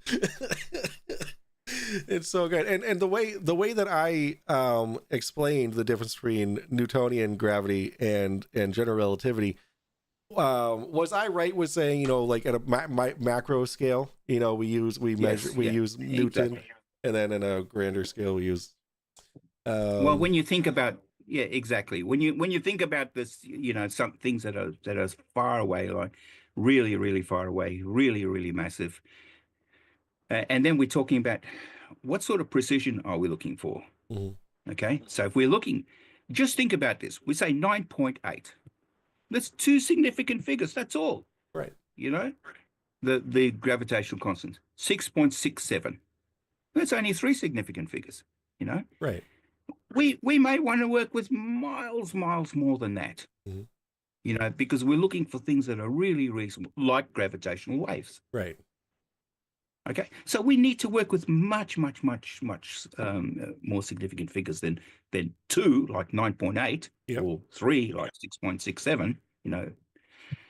So therefore, Newton's one, that's not an adequate way to do it. That's not the best way to do it, because Newton is pretty raw. It's not describing, it's describing how we see things, and in with that level of precision, right? Of accuracy. Whereas not Einstein's going right back to the root of it all, where the bending, the warping of space-time, and describes that in his equations. Right. So that we can really, really get some precision going there, or some accuracy going there in these measurements. So we say, okay, if we want to do something on a really, really tiny scale or a really, really large scale, and you want these many significant figures, this sort of accuracy or precision, then you better use Einstein's version of it. If you don't care, like I don't care if the brick is, is 3 kilograms or 3.005 kilograms. It doesn't make a damn difference to me, Right. I'll just slap the cement on it and put it on the house. The bricklayer's not going to weigh the brick. Right, exactly. That's what the engineers and he do. doesn't care if the bricks. Yeah, he doesn't care if the bricks are smaller than one brick is a little bit smaller, and they are. Right, exactly. Okay, all right. They are different sizes. You just put a bit less mud or a bit more mud. That's it. Yep. Okay. So you do with the inconsistencies that are at that level, but when you're looking for something like that's deep underground with a gravimeter, right? We're looking for very, very, very small changes. All right, that point to what that is, or when we're looking at things that are very, very far away, it's very, very small amounts of changes that we're looking for. Right. Okay. So gravity is gravity, please. All right. Yes. Stop saying which gravity Newton's on. That's just dumb. Oh, that I feel like I am so much more confident in my ability to explain it now. I appreciate it because like I understand that there's a difference. I understand that they're the same, but it's just Einstein just explains Newton's gravity to a much smaller scale. So that's okay. So really quick, and Einstein, I'll just tell you what's one. Yeah. Einstein, in deference to Newton, said, because someone asked him this question about whether he dealt the death blow to Newton, and he said, "What are you talking about?" Newton's gravitation. There's nobody who's going to surpass that. Not me. Not anybody. Wow. Okay. We don't call it a law of gravitation for nothing. Right. Okay. Well, then they snatch onto that word theory for some reason. Oh, by the way, yeah, you're right. By the way, I would like to see have someone use RDD to discover some minerals deep underground. That would be impressive. Can you explain that for the children in the back? What is that? Well, okay. So relative density disequilibrium. Yes. Okay. There we go. Yep. There we go. Okay. How are you going to use? Take away the. It doesn't even make sense because no. You can't even wrap your brain around it. I don't even want to go through. I can't even. It's just so stupid. It is. So, all right. So please, those people who think RDD is something, please tell me explain how you're going to use RDD with a gravimeter. Remember, that's how we do it. Right. With a gravimeter, with the acceleration, the RDD, and your RDD. Tell me how we're going to work out whether there's oil there or lithium. Oh, go ahead. Like you see these people, they just they live under their comfort rock, oh, this stuff doesn't exist, because if it did, it would completely destroy everything that I believe. So oh man, what a slap in the face of the Flurfs, man. What a great explanation. So I'm just gonna go over some super chats here. Jerry Graybosh for $5 says, "I imagine Flat Earth started with a high school debate team challenge." Oh man, that's good. I like that, Jerry. That's pretty good, actually. Yeah. That's pretty good. I like that. Roger that for $2.99 Canadian says, "Just helping you hit the target. You need new mods." I need new mods. What do you mean I need new? I have so many mods. Ryan Furman, who's also Adventures with Christian and whatever, He's been following me for years. For $2 says, I feel threatened by this question, Mike. Oh, about putting their socks on? Ryan, don't worry about it. Don't worry about it. Mark W for £2 says, to hit the goal, nothing more. Thank you so much for helping me hit that goal. Richie Ruggs for $5 says, for the joy here listening to Professor Phil. Professor Bell, there we go. Yeah, fans, I like it. Evil Producer 01 for $9.99. Thank you so much for, I mean, that's huge support. You may be a flurf if you think a vacuum sucks. Dude, oh my god, didn't Fkatzoid said that the vacuum of space is supposed to like suck or something? Like I think he's walked back from that, to be fair. Oh, thank God. Thank One God. of those that doesn't suck. Yeah. All right, and only density and buoyancy is real and gravity is not. The Earth spins at 100 or 1,000 miles per hour. You own a P900 or 1000 and you call MC Toon McToon. You nailed it. You nailed it. Generally Shady for $2 Australian. Thank you.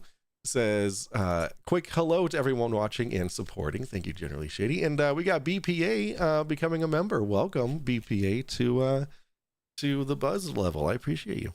All right. So you said the next part you wanted to go over was the atmosphere. Yes, yeah, I love the atmosphere. Yeah. All right, so this is yeah. So I spent a bit of time there a while back. I actually spent. This is it. I had 2 hours, nearly 2 hours session on Fkatzoid's with a lecture. Didn't interrupt me, not for a minute. wow. For 2 hours. That was incredible. So I went through a whole lecture on thermodynamics.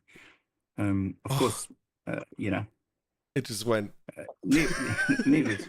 I was hoping, like, I was a bit naive. I thought that I should catch on, but they didn't. But Yeah. Anyway, so I want to. I don't know if I can share something with you. Oh right, yeah, if let you me don't mind. let me stop my share. Then go ahead and share. Yeah. So if you can just give me a. Let me see if I can find my pictures. It's in this part over here. Mark W for £2 says this is for a wrench, like I have on FTFE and McToon. Okay, fine. Or did I say Mc? I said McToon. MC Toon. My bad. Mark W says he can be bought. So wrench, please. Yeah, I just gave you a wrench. For £2 more. Thank you, Mark W. You've been wrenched.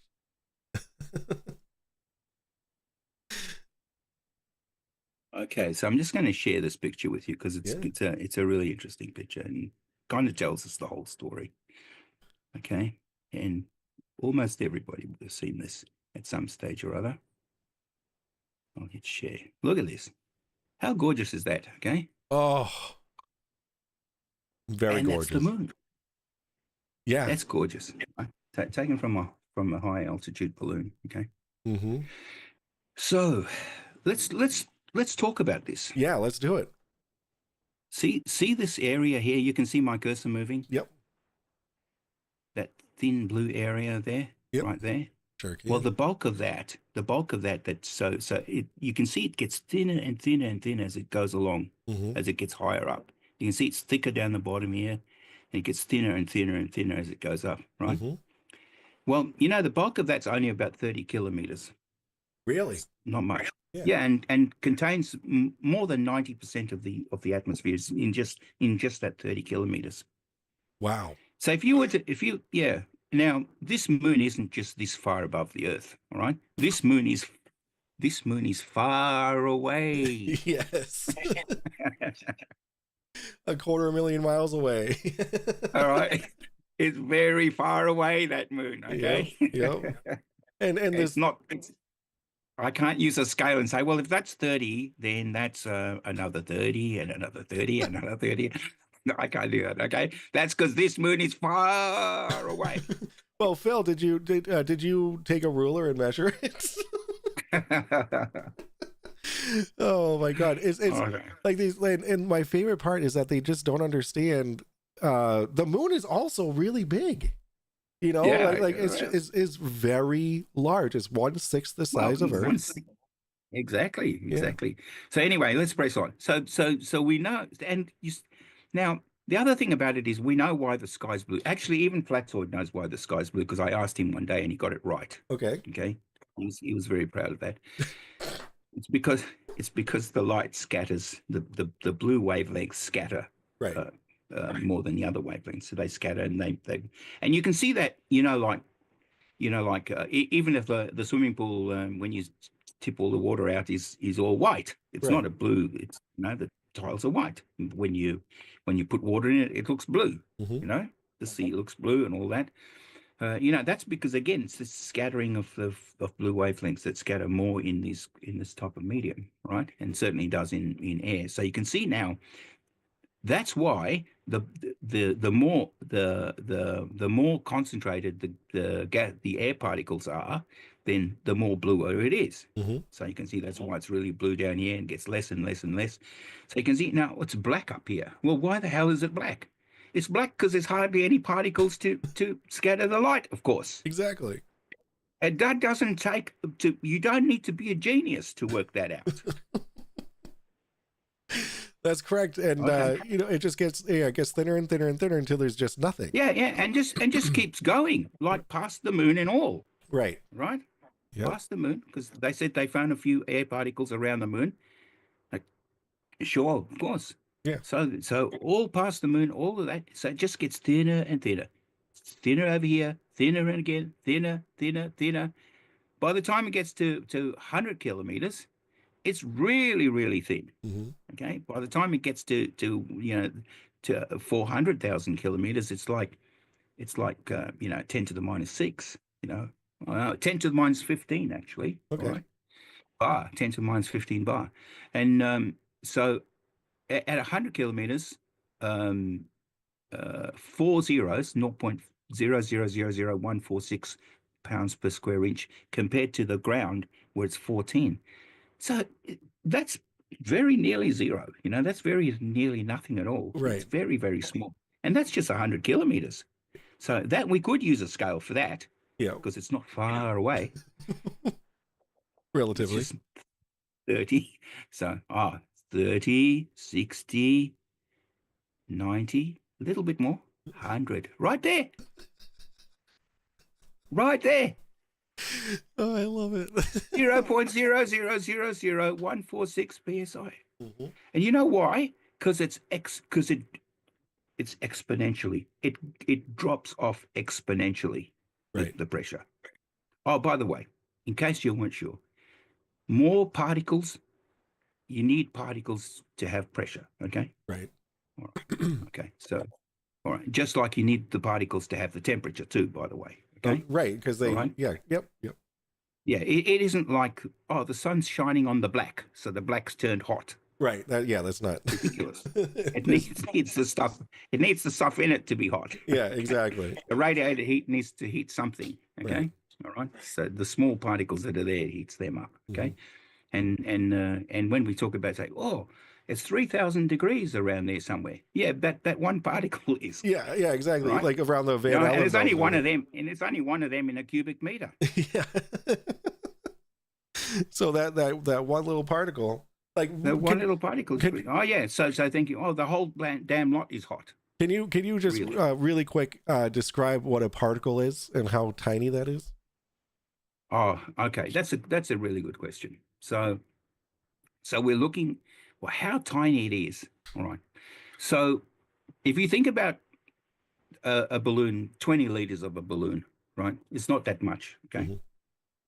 All right. So 20 liters, a decent sized balloon. If 20 liters of a balloon at say 25 degrees near the ground, okay, and it's 20 liters. Mhm. Right. So obviously the higher we go, the bigger the balloon will be. Right. But at the ground, 25 degrees C, okay, at the balloon. Okay. That's got 6.02 by 10 to the 23 particles in it of air. You say that number again? 6.02. That's 23 zeros, right? Jesus. 23, so 20, 22, 21 zeros, 602. Okay. Mm-hmm. 20 zeros, 602. Okay. Yep. Right. Okay, Yeah. that is, so it's got 6.02 by 10 to the 20. It's got that many particles in it, in that 22, Yeah, right? that's a lot. So you got to think about how small one of them is. Mm-hmm. Okay, now if I said to you, how many grains of sand would it take to make up that amount? Okay, so let's say, for instance, we've got a pencil.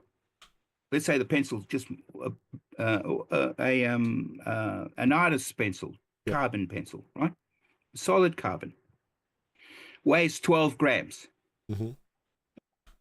That's got that many atoms in it. That's how many atoms it's got in it for 12 grams. That's a really clever thing, you know, because we can look at any element on the periodic table and work out how many atoms there are Mm-hmm. in how many grams. We call that a mole. All right. All right. Okay. Okay. All I'm right. following. So 1 mole of carbon weighs 12 grams. If I say 1 mole of carbon, go to the scale, measure up 12 grams, bingo, got a mole. Awesome. Now, how many particles in this mole? 6, that's 602, and then another 20 zeros after that. That's how many particles. Now, go to your favorite beach Mm-hmm. and look around at all the sand. Yep. There are not that many grains of sand. Holy shit. Holy moly. That's insane to think about. So There's not that many grains of sand. That's how small those things are. Jesus. So if you think you've managed to pack all of that into that one little 12-gram pencil. Wow. And that one little particle is 3,000 degrees. And there's one of those. And there's one of those particles. Oh, it's so hot. Yeah, oh, it's so hot up here. It's so hot up here, that little particle going around with, you know, for goodness sake. Yeah, and You know? and we all know what Goodness Sav would say to this. He would say, well, that's just a story. That's a story. Yeah, that's right. Because he doesn't understand that we have the tools to measure these things. Yeah. So anyway, but the big question is, all that black area, that vast black area, because you know up here, you know, above the moon, right? The moon is far away, by the way, all right? So don't get confused. It's not close by, right? That moon is very far away. Now, but all above that, all that vast area, that just keeps going. It just keeps going on and on and on. Yep. No container. Yeah. And imagine. I don't see the container. Nope. Where's the container? I don't know. But you'd think why isn't this blue stuff rushing to fill that stuff there? Yeah, if you think second law of thermodynamics, we wouldn't be able to. What does Oakley say? We wouldn't be able to breathe. We couldn't breathe. That's right. Well, we're breathing, and the air's still not rushing into that spot. Oh shoot! I feel like obviously something's stopping it. I feel like there's just having an air pressure gradient defeats the entire idea of it being a physical container. Totally, because when the hell do these particles? Because then you hear this. Oh, and Oakley likes to say this a lot.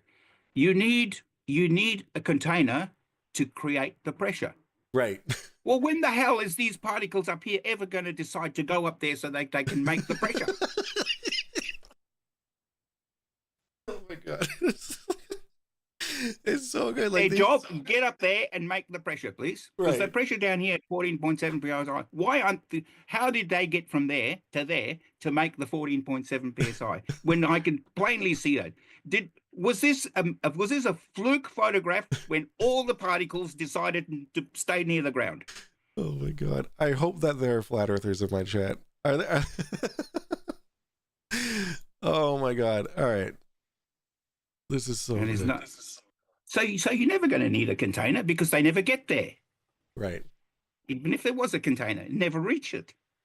Because the container would have a couple of particles bump into it. You know, one of those particles we spoke about, though. Yep. Oh, particle bumped into the container. seriously. Yeah. I mean, we're not talking about stuff that requires a great deal of, intellectual prowess. No, it doesn't. It doesn't. And That like, would fit nicely into that little book of yours. yeah, it would actually. Hey, we should reach out to is Chris Ferry is who wrote these books. Okay. Ask him to write a book on the atmosphere. Yeah. So what does create the pressure that we feel down here? It's gravity. Well, gravity's holding all of this down. Mm-hmm. We're down here pressure. It's because all of this bloody stuff that's on top of us, of course. Right. This is the pressure that we're feeling. So that's what we're saying. Well, they can never get this. That if you imagine just above your head, just think about as if you had a tube above your head that went all the way up to here, to around about 100 kilometers. Okay. Okay, and you managed to weigh how much that was. In the imperial stuff, it would be 14.7 pounds. Wow, 14.7 pounds, huh? That's it. Jeez. It would weigh 14.7 pounds. Is pushing down on your head. Now, of course, it's pushing down from all sides of you, because it is all around you, because it's a fluid. Right. All right. So it pushes down all around you from fluid, but over your top of your head's pushing down on your head, 14.7 pounds of it, all the way up to that 100 kilometers. Actually, before past the moon, everything, all of that, add it all up, 14.7 pounds. Wow. That really puts a lot into perspective. Like, that is so cool.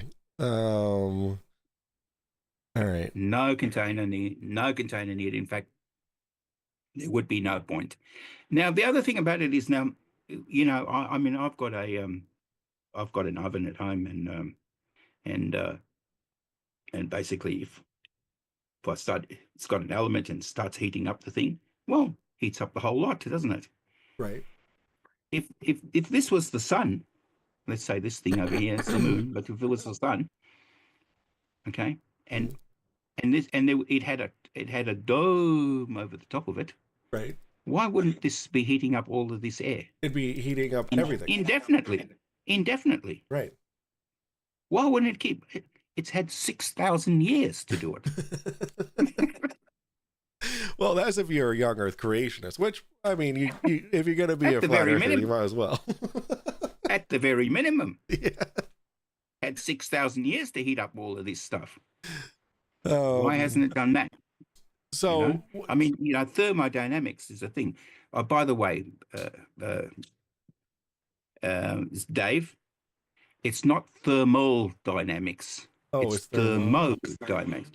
And the thermo means heat. That's why it's thermo. Mm-hmm.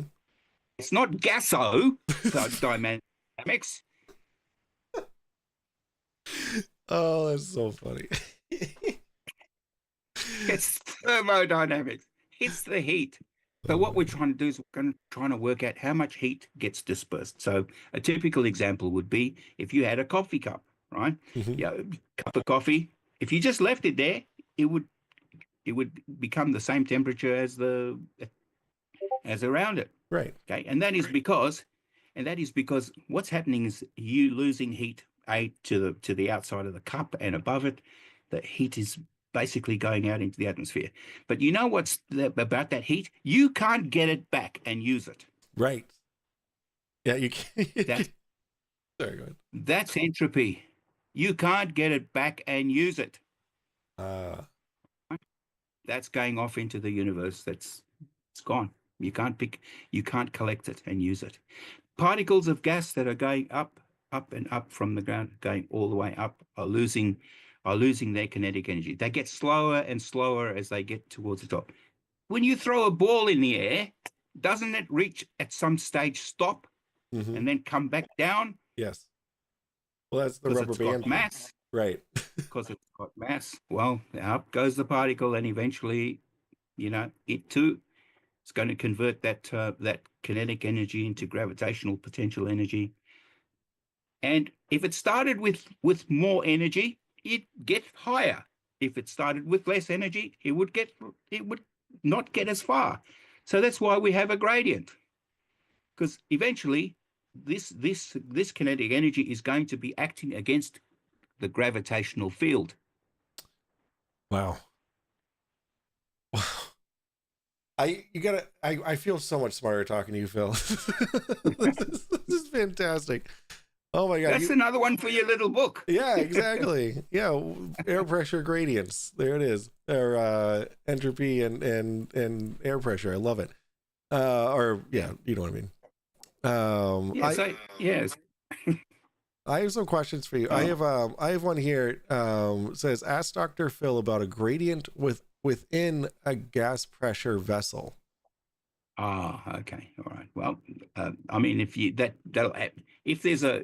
you artificially heat up the top and artificially cool the bottom, like I've seen in some some of these demonstrations, then yeah, I mean, you're going to get that. But if it's a relatively small container, you could argue that there would be a difference, because I mean there is a difference. If you have anybody can try this with your phone. Hold your phone near your knees and look at the pressure. Yes. And then hold it above your head and look at the pressure again. It'll change. It'll be less. Right. There'll be less of it. Why is there less of it? Well, You got to hang on. That ought to be a question you could ask yourself if you were a flat earther. Why is there less of it? Why isn't the more heading up to the less? That's true. And but the thing is that they what I gathered from my conversation with the Goon Squad over here was that if it's that the acceleration that we observe with gravity is just natural law.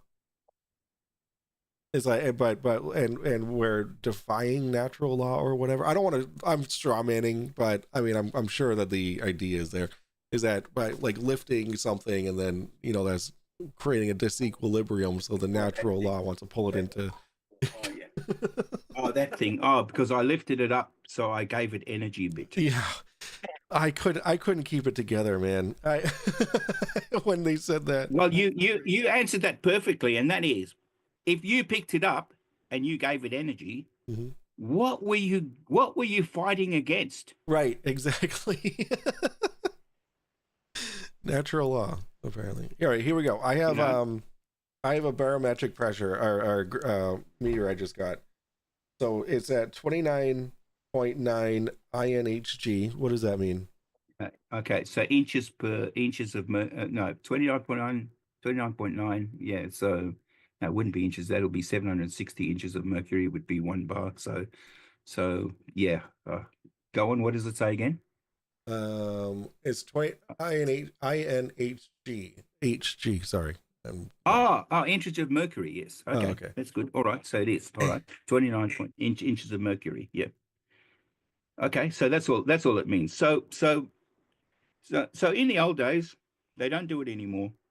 If you go to the doctor, and in the old days, the doctor used to have an old one. That had some mercury in it. Yeah. So you pump up your arm, mm-hmm. And then the mercury would rise. Okay. Right. So in other words, so what it is how much atmosphere is able to lift this much mercury. Okay. All right, that makes sense. Okay.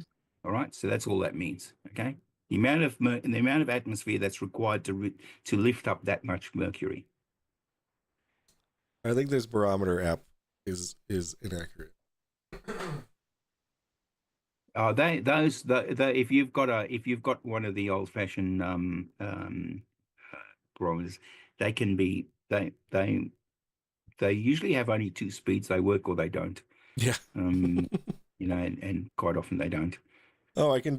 There's a migraine tracker. I can see the pressure of my brain. All right. All right. Anyhow. Yeah, mine's got Stormy on it, and I sometimes feel like that. Yeah. Love it. And there's another topic you want to bring up. We want to talk about atmosphere and gravity. What was the other topic that we went over on Fkatzoids? Oh gosh, maybe we'll just let's listen to them and see what they say. Yeah, let's oh, it's about the different sciences. So like Oh yeah. Okay. yeah, how it's like astronomy is not a okay. Yeah. Okay. That's astronomy. All right. Well, let's just break it down to what science is. So science basically literally means the pursuit of knowledge. That's all it means. yeah, exactly. So when we talk about the scientific method, we're saying a structured way of achieving this pursuit of knowledge. That's what we mean. Okay. So in some sort of structured way. All right. That's cool. But practically every experiment you're going to do is going to vary that in some way or another. Right. Okay. There isn't a one size fits all. Okay. Right. It all depends on the question. What's the question that you want answered? Right. So the question question. So let's have a look at this Cavendish experiment. Yeah. Okay. All right. We can do one of two things. We can keep we can decide to, the question is work out the gravitational constant by measuring the force, or we might be able to, or our question might be related to the change in distance. Right. That might be our question that we're trying to answer. Okay. Because the balls are constant, right? They're not changing. Right. The distance is changing. The distance changes. The torque changes. Okay. So now we've got an explanatory variable, the thing that explains it, Right. and a response variable. In high school, they would say the independent variable and the dependent. Yeah. Grown-ups, they would say the explanatory variable and the response variable. Okay. Yeah. All right. So one explains the other, basically. Yeah. All right. So then we can say, what is our question? So our question is, if we vary the distance, okay, if we vary the distance, then we're going to vary the amount of torque. That's that. Or we might look at from the point of view of the torque and then look at the distance. So it depends on your question. So how you form a hypothesis, okay, depends on what you want to know. Mm-hmm. What is it you want to know? What's your guess? Right? You might think this. Look at this, all this black area. We might have a guess. Why is it black? Right. That might be our question. Okay. Or our question could say, why is it blue? There we go. See? Yeah. I'm going to approach those things slightly differently. Right. I'm going to achieve the same thing, but I'm going to approach it slightly differently. Yep. Okay. Just like I'm going to use acceleration to measure the gravitational field. Right. Okay. That's how I'm going to use the gravitational field. What am I going to vary? I'm going to change these locations where I'm going to measure them. Right. Okay. But what's actually happening? What's actually happening is the gravitational field is the thing that's actually different. I'm using acceleration in order to measure that gravitational field. It's a tool that I'm using to measure it. Right.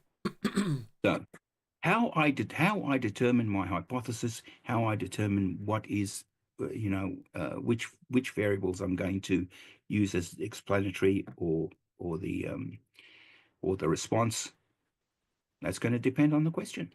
What's the question? Yeah. Okay. So everyone's different. You want to know something different. You might want to know something different to what I want to know. You want to know why it's all black. I want to know why it's all blue. Yeah.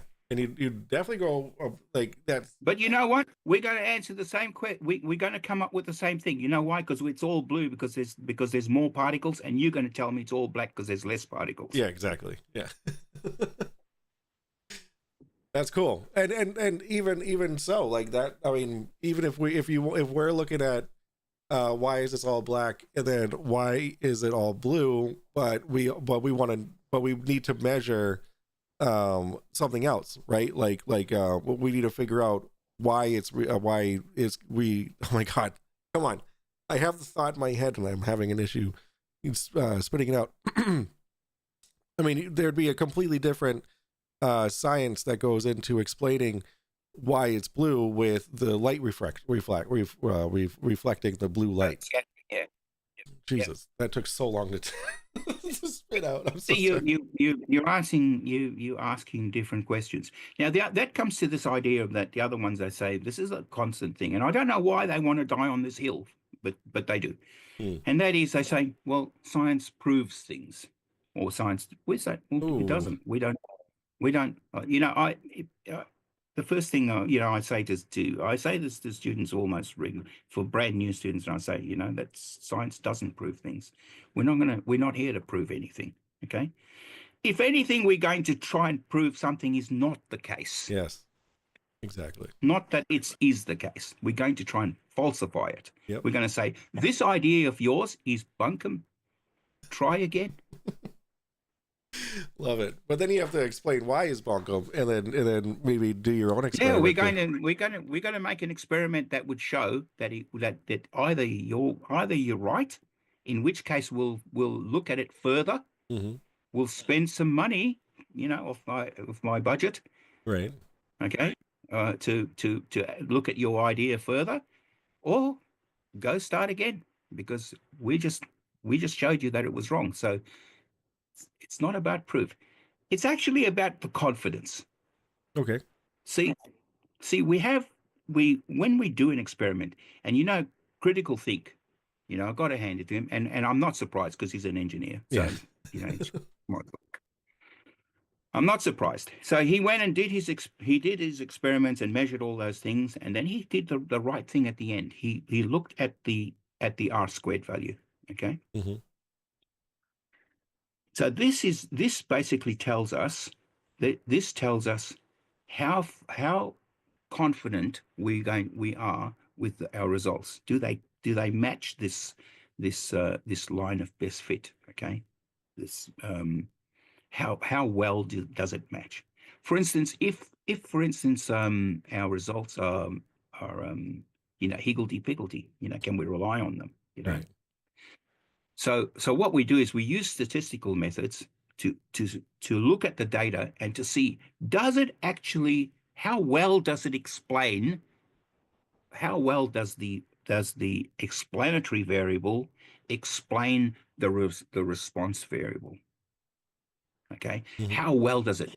Does it do it 85% of the time, 90% of the time, 2% of the time? Okay.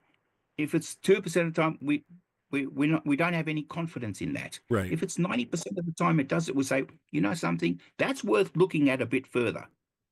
I see. We're not going to say that's the fact, right, the truth, so help me God. All right. We're just going to say that's worth looking at further. Very good. Yeah, I can, because when there are things that I don't even know what they are, but there are some things that you can attribute that whole confidence level thing to, like through statistics and even through economics and stuff like that. That's kind of cool, because that's where I've seen the confidence thing, and now I'm seeing it now you're explaining in the scientific term, which is, it's cool because now I know what you're talking about. Yeah, well, I mean, so well, is the Earth a globe? Is that true or not? Yeah. Well, my answer to you is that I have a bloody great deal of confidence in that it is, right. My confidence level is so close to 100% that it's not funny. All those zeros, 602. Yep. 23 zeros, it's like that and better. Yep. Really quick, before I forget, there was one thing that you mentioned about the Tor value. Actually, oh, really quick, I got a super chat. I didn't know. Oh, I got a few. Really quick. We have Nick N with $5 Canadian saying, doctor says Mercury is in Uranus. Me, I'm not into astrology. Doc says, no, I broke my thermometer. Okay, thanks. Jesus. And Shovelhead Steve for $5 says, how does upward motion push it down if we're covered by a fucking dome? Holy shoot. All right. So guys, really quick, I can't really scroll up too high. So if you have tagged me in questions for Phil, can you just ask them again and tag me? I have the chat open. I kind of want to get into Q&A because I gotta wrap up here soon. This one, so guys, if you we can have another chat. It's okay. Absolutely. This has been an absolute blast. This is a very good way to spend my evening. I'll tell you that for a fact. So guys, if you have any questions, just tag me in them or super chat. Go ahead. Damn it. I wanted to ask about something before I went on that spiel. But of course, with the way my brain's working tonight, it has eluded me. So actually, I want to know how you feel about the perimeter of Antarctica versus the circumference of. What did you think about that? Oh God. Okay, so think about this. Mm-hmm. You can go down a straight road. Yep. Right, and measure the straight road, go straight down the straight road, or you can go around everybody's backyard. Yes. Exactly. Okay, and after you've gone down everybody's backyard, you can say, "Oh, geez, I've travelled like 500 miles, Yeah, even though it was only a mile down the road." Yeah, and That's because I went around everybody's backyard. So let's call everybody's backyard the perimeter, right? We're following the grass. Okay, that's it. It's so silly. I mean, a child can work that out. Yeah, exactly. Yeah, but that just calls to their either denial or just the conspiratorial mindset. But when we went over that was news to me, right? I was like, oh shoot, 53,000 miles. I mean, that's a big difference. And then I was like, well, yeah, let's look into this. Like we looked into it together. And even Fkatzoid thought that it was the circumference. The 53,000 miles was a circumference. No. But then he actually did the work. He hoped. Yeah. But then he actually did the work and was like, oh, it's just the perimeter. It's like, yeah, well, have you seen how jagged Antarctica is? Yeah, exactly. Yeah, exactly. Every going around every nook and corner. And of course, you know what? They didn't just invent that because, I mean, they knew this long before they had satellites. Yes. So they had people in ships do that. It was their job to do that. Yeah. Right? We had Captain Cook going up the coast of Australia doing exactly that, going in and out of coves and things like that and taking measurements so that he can map the thing. Right. That's how they did it then. So that's how they map. Now, satellite. You know, so that's why they say, oh, they all of a sudden. There was one thing I heard this a couple of years ago. They said all of a sudden there's Japan's got more islands. Must have been hidden away. All these islands. They read a headline, Phil. Well, for goodness sake, maybe the people on the ground just didn't add them up. You know, just didn't put them on their charts. But you can't miss them with the satellite. Exactly. But what I heard about that, if you actually read that article, it goes into talk about how they expanded their parameters for including land masses as islands. So that's all that they did was they're like, okay, there you go. So that's how that was the explanation for that. And like, but these people are just like, oh, if we have these satellites, how do we miss these islands? It's like we didn't miss them; they just weren't considered countable at the time. There you go. Yeah. Oh man. Oh well. All right. Well, it looks like according to this this comment right here, a little hard to see the keyboard, but I just started following you not long ago. Appreciate the simple factual breakdown of basic ideas. So it looks like, I mean, I don't have any questions for you. It looks like you explained everything very well, which I agree with. Oh, there you go. No, it's fun. It's been fun, and we can. So we didn't have to go through all of that and listen to all that. Although Yeah, it would have been fun. I yeah, didn't actually want to make any fun of. I didn't want to make fun of them, of y- these guys anyway. So yeah. No, that's fair. That's fair. kind of happy the way we. I'm kind of happy the way we did it. So Yeah, me too. so, And but I want to have you on because you've studied a lot of different sciences, and I kind of want to pick your brain a little bit more because as I go well, through, ask me anything to do with chemistry because that's my first love. I do physics, but chemistry is my first love. I love it. I'm sure that there's because my whole thing is I debunk conspiracy theories and things like that. And I mean, I'd love to pick your brain about like, are you familiar with like the chemtrail kind of thing? Yes, yeah, that nonsense. Yes, Yeah, or the jets that go around without fuel. yeah, Oh, actually, we can cover one thing. yeah. This business about satellites. Oh, Okay. yes, we've got to talk about that. Yeah. Okay. But I've got to show you a picture first. All right, okay? yeah. Go ahead. Go. Let me pull your screen up. I'm gonna stop the share for that. Okay. Okay. All right. Oh, while that was up, let me actually, I got to put because I have to make this point. Okay, so I'm Yeah. going to share this again. Okay, this making this point's really important. Okay. Yeah. Because it's got to drive it home. All right. Love it. Let's make this session count. Okay. You see all this black area up here? Oh yeah, I do. All right. Okay. When this goes not much further than this, that's where the satellite is. In that black area. Well, why don't we see it, Phil? It's in that black area. Okay. Well, it's more than this. It's higher than this. But yeah, it's in that black area. There's no dome. Right. Okay. So why is it in this black area? Why don't they put it here in the blue area? Well, I'll tell you why. Okay. Because when the rocket goes up from the ground here and goes all the way up there, not up to the moon. Well, it is actually. Do you know that just an hour ago they sent a rocket that's going to put a couple of things, two missions that are going to put stuff on the moon. Really? Just an hour ago. Okay. Yeah. Oh, Okay. all right. Go on. All right. Just an hour ago. So anyway, so yeah, they're on their way. It's going to be a 45-day trip to the moon because what they do is they go orbit the Earth many times. So they orbit the Earth about 25 times and bigger orbits. Right. So elliptical orbits, bigger and bigger. So they're really close, and bigger and bigger till they get up to the moon, and then they go one more, and then they start orbiting the moon. Yes. So they do about 25 of those around the Earth, and about 16 of them or thereabouts around the moon. And it takes about 45 days for them to do that. So that's like the cheap way of doing it. Okay.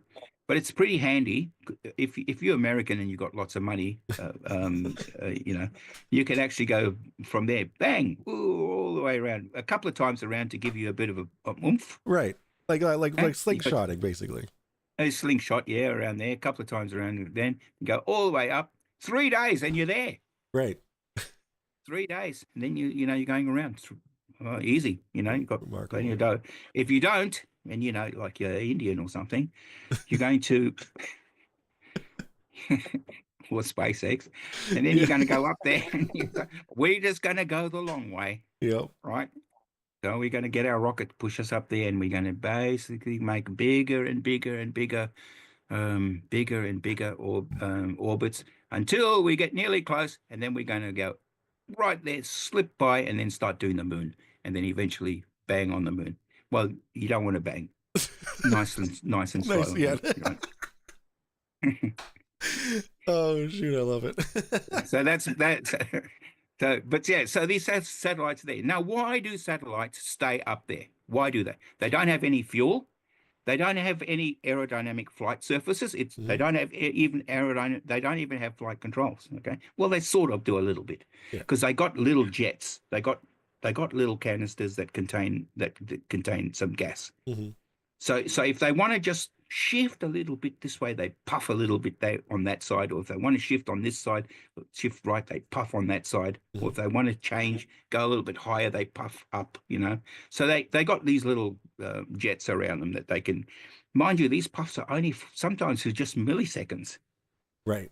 Okay. Because remember, there's hardly any air up there. So just the tiniest little change in force will change its direction. Yeah. Okay. So now, why do they stay up there? Well, it's that gravitational field. We have that. All right. So so you're going really, really fast around the Earth, really fast, 10 times faster than any fighter jet. Okay, you're going really, really fast. Right. So you have going fast enough. You have this centrifugal force. Okay, created by because you're going in a circle. Every single spot is accelerating. So imagine if you had to, if there was nothing pulling you back, you'd go straight ahead. Right. Okay. All right. So just like if you're whirling something around your head and then let it go, it'll go around, it'll go away from you in a straight line. It's not going to keep going around until it stops. It's going to go in a straight line somewhere. Exactly. Okay? Let it go. All right. Well, same thing. Okay. So you got that going around, but then what that does is that acts against the gravitational field. So you got the gravitational field acting in one vector. You got the centrifugal force in another vector. So those two are balanced out exactly where you want them to be. Right? Now, remember what I said about our good friend Kepler. Yeah, acceleration and his ratio. Now remember the ratio, yes. The r cubed over the t squared, right? Right. That guy. All right. So how handy is that? We can tell if we want the satellite to just stay with the motion of the Earth. In other words, to take 24 hours to go around once, just like the Earth. If we could do that, then that means that's the same as keeping the satellite in one spot. Right. Geostationary. Okay. That's called a geostationary. Now, the r cubed over t squared tells us where to put the satellite. Right.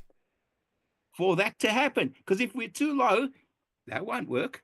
If we're too high, that won't work. So, where are the satellites? 36,000 kilometers, give or take a bit, above the Earth. They're all there. And around the equator. Yes.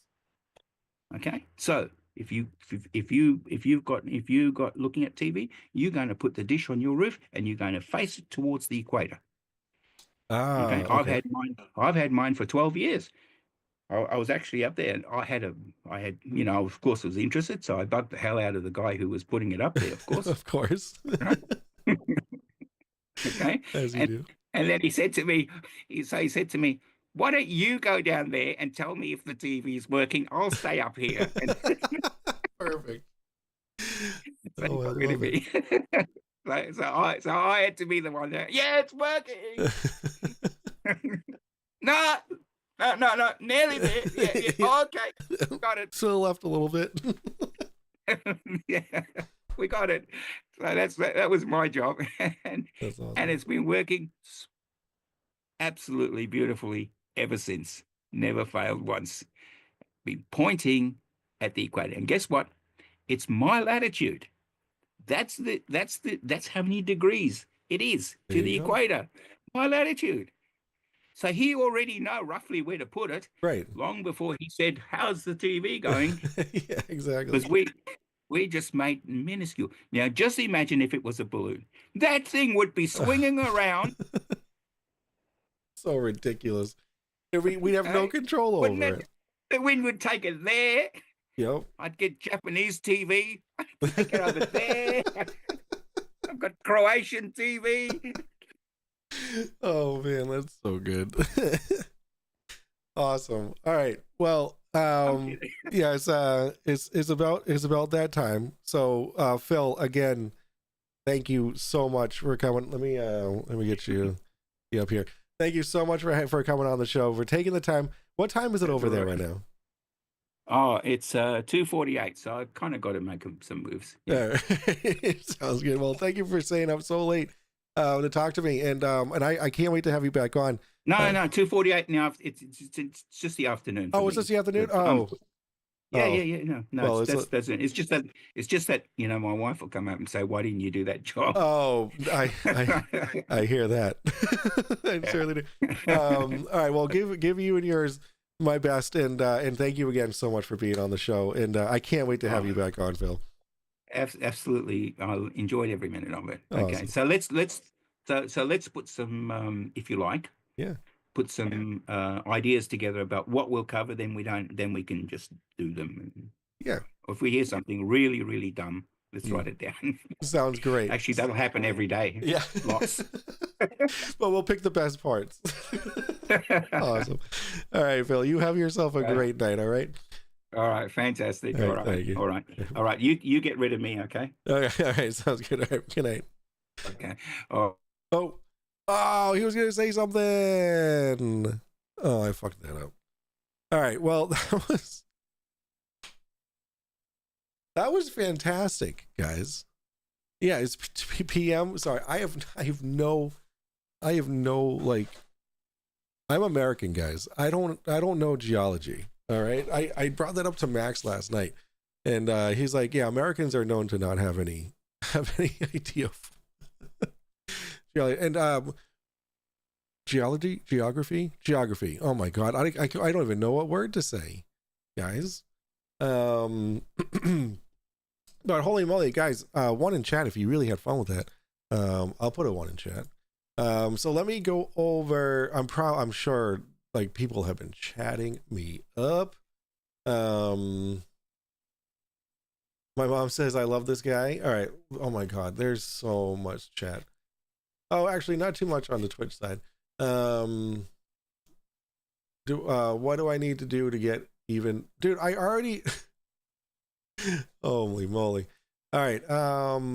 So guys, if you have any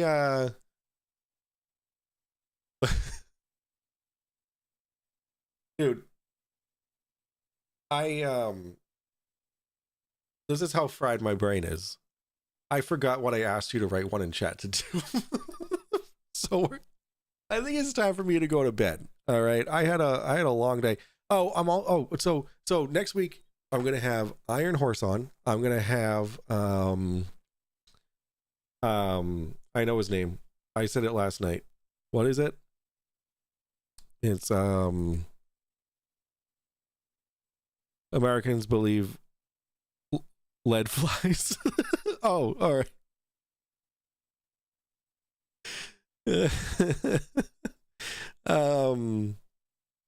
Yeah, I'm having some people on next week, so be on the lookout for that. I can't think. I need to go to bed. Guys, thank you so much for hanging out. 200 people in chat or watching. Insane, absolutely insane. Chat's going crazy. I super appreciate every single one of you that is talking, that is watching, that is hit the like button. Guys, definitely make sure you hit that like button. I'd really appreciate that. If you did that, definitely helps out the definitely helps out the algorithm. I don't know why. Hello there. I shouldn't have heard that. Yo, what's up, Noam? I did not miss your 99 cents, Noam. Like, because you don't pay attention, that doesn't mean I did not miss your 99 cents. Popcorn. You should have worked time clocks when you talk to people. Well, I mean, I guess that'd be good. Landon, have a good night. Let's see. Flurfs don't do research and fact checking. Of course they don't.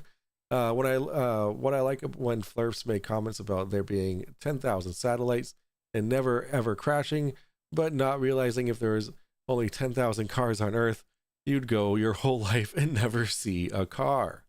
That is so good. I was here for 20 minutes after it, and you didn't read it. Yeah, no, I did not read it right after you sent it. That's correct. Because I was talking to my guest. I only went through super chats twice today. But I do appreciate it all, of course. So it looks like 29% of chat needs mommy to help them put on their socks, and 71% says yes, I'm a big person, I can put on my own socks. So that means 29% of you are flat earthers. Well, thank you so much for coming into my chat. MC Tune starts in 6 minutes. That's perfect. That's perfect. Okay, so now I have to entertain you guys for the next 6 minutes so I can raid you guys over to MC Tune. You whispered me your number. Yeah, I actually have to like open up with Twitch to check that out. What does nobody care about? I don't know. Thanks, Drunk Debunk, for asking Professor Phil my question. Yeah, no problem. It's the only one that I saw. Folks, oh my God, Nawam will appreciate it. Will help the channel grow. 200 plus people and only 74 likes. Nawam, thank you so much for that. You're a mod, right, Nawam? Yeah, you're a mod. Okay, very good, very good, very good, very good. Is when mom uses her teeth to put my socks on that I remember best. Good fucking Lord. Everyone goes through super chat when they talk to you. I'm so confused about your flow. No, it was actually the first round of super chats that I went through, and then the second round. You were the very bottom. Let me show you what it looked like. So this is oh shit. Oop. So not to, how do I do this? I'll do it through here. So you were right here. So I went through this round first. You're the last one. I said thank you, Noam, for the 99-cent popcorn. It was only one sentence. I guess it would be easy to miss that, I guess. And then that was the last one. Then we went on to talk, and then I went over the next round of super chats, guys. So you know what this means now, right? This now means that I have to print out. So okay, so I didn't really explain to you what the whole situation is with Witsit's trading cards. What's going to happen is I'm going to be printing and laminating these cards, okay, and then I'm going to be approaching Witsit in New Jersey with a marker, a permanent marker, so it won't rub off, and asking him for his autograph. Now, I need chat. So what I'm going to do is I'm going to pull up the pictures of it's on, what is it, flurf.info / let's just go to flurf.info, and then it is, where are the trading cards? Does anybody have a link to the trading cards they can put in chat? Yeah, I'm gonna print them on cardstock, yeah, and then laminate them. Thank you, Michael Cooper. You have your fun. I will have mine. Oh, Rubik says, I am working on getting his first mugshot. Put it in a records request. You put in a records request, dude. It's a Rubik's. You have no idea. That isn't.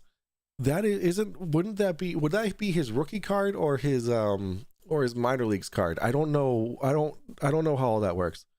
I got to put it on a globe, preferably near Antarctica. I mean, that'll be for the next one. I'll do it the next stream if I get another 10 super chats. Then that'll be the goal for next time. I'll put his mugshot on a globe in Antarctica and have him sign it. Craig McToon and Mike McFT. I loved that. That was so funny. All right, so let me try and find this, because you need to know what it looks like. Discussion? No, there's nothing on discussion. No, I don't want to edit. Nope, don't want to edit. No. View history.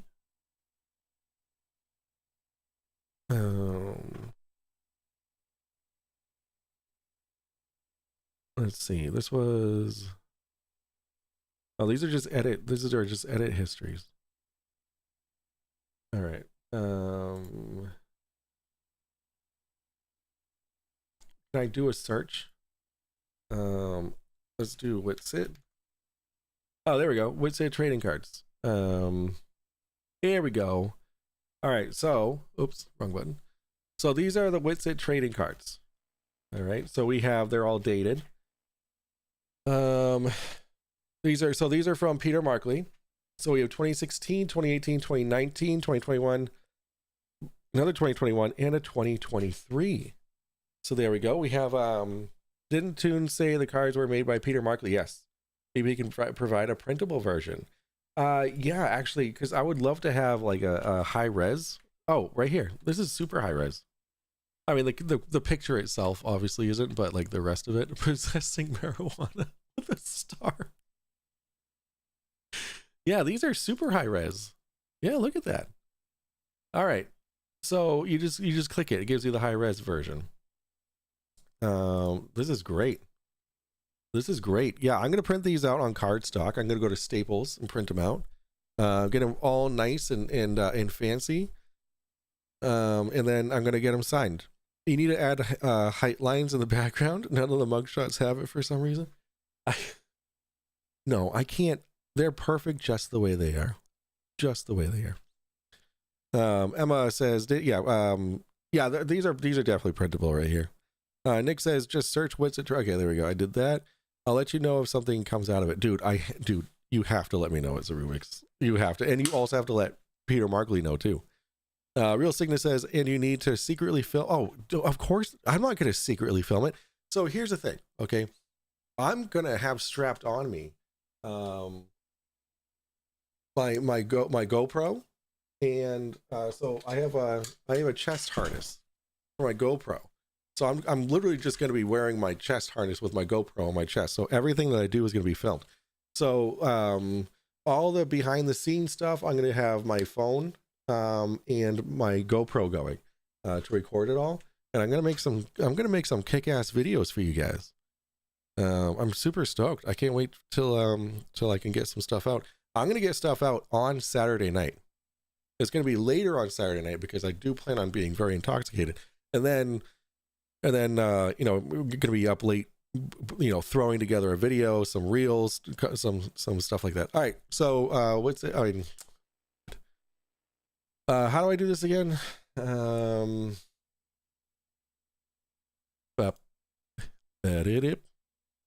I know how to do this. I know how to do this.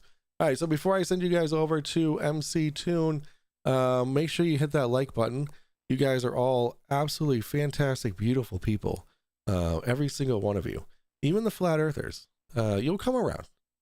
You'll come around. I believe that you will see the proverbial light at the end of the tunnel.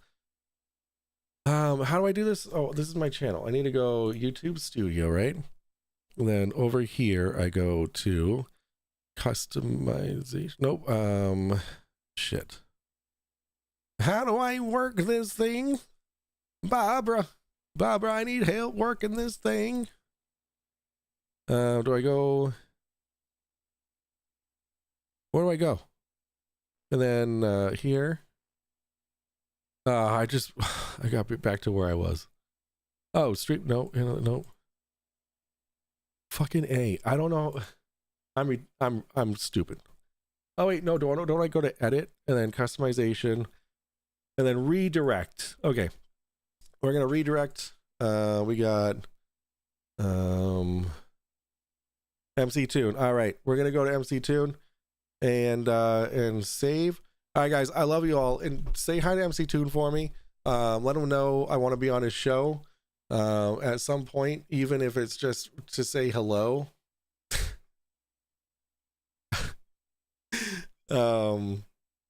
Just play your link. All right, I'm gonna play your link. My mom learned not to pick up my socks. My mom learned not to pick up my socks. No! What are you doing to me, dude? My mom learned to not pick up my socks. Were they crusty? Dude, I can't be demonetized. No. Who did that? Zoomy? No, that was Generally Shady. How dare you, Generally Shady? You trying to get me demonetized? You trying to get me in trouble? But Generally Shady, I will never give you up either. I promise you. That was an unknown reference. All right. I'm going to end here, guys. I love you all. Say hi to Tune for me. And I will see you guys over there. Do you guys want a music outro? Sure. Okay. Yes. Okay. Flat Earth Tears. Let's go. It's muted. Okay. Bye-bye. Love you all. Bye.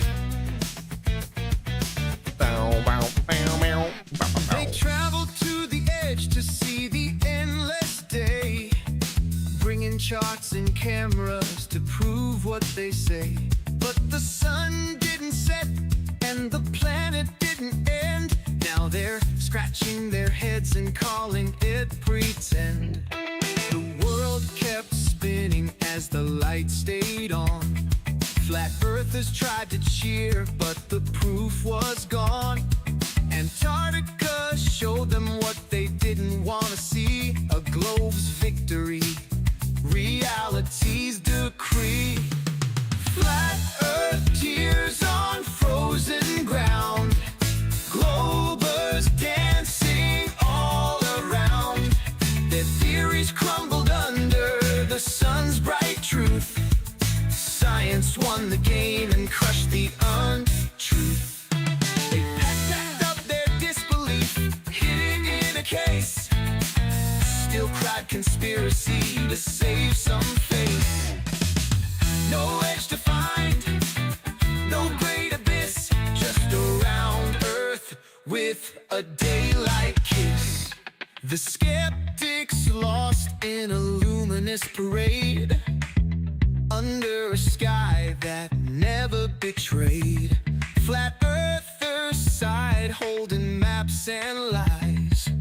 Globers laughed beneath an Arctic sky. Yes.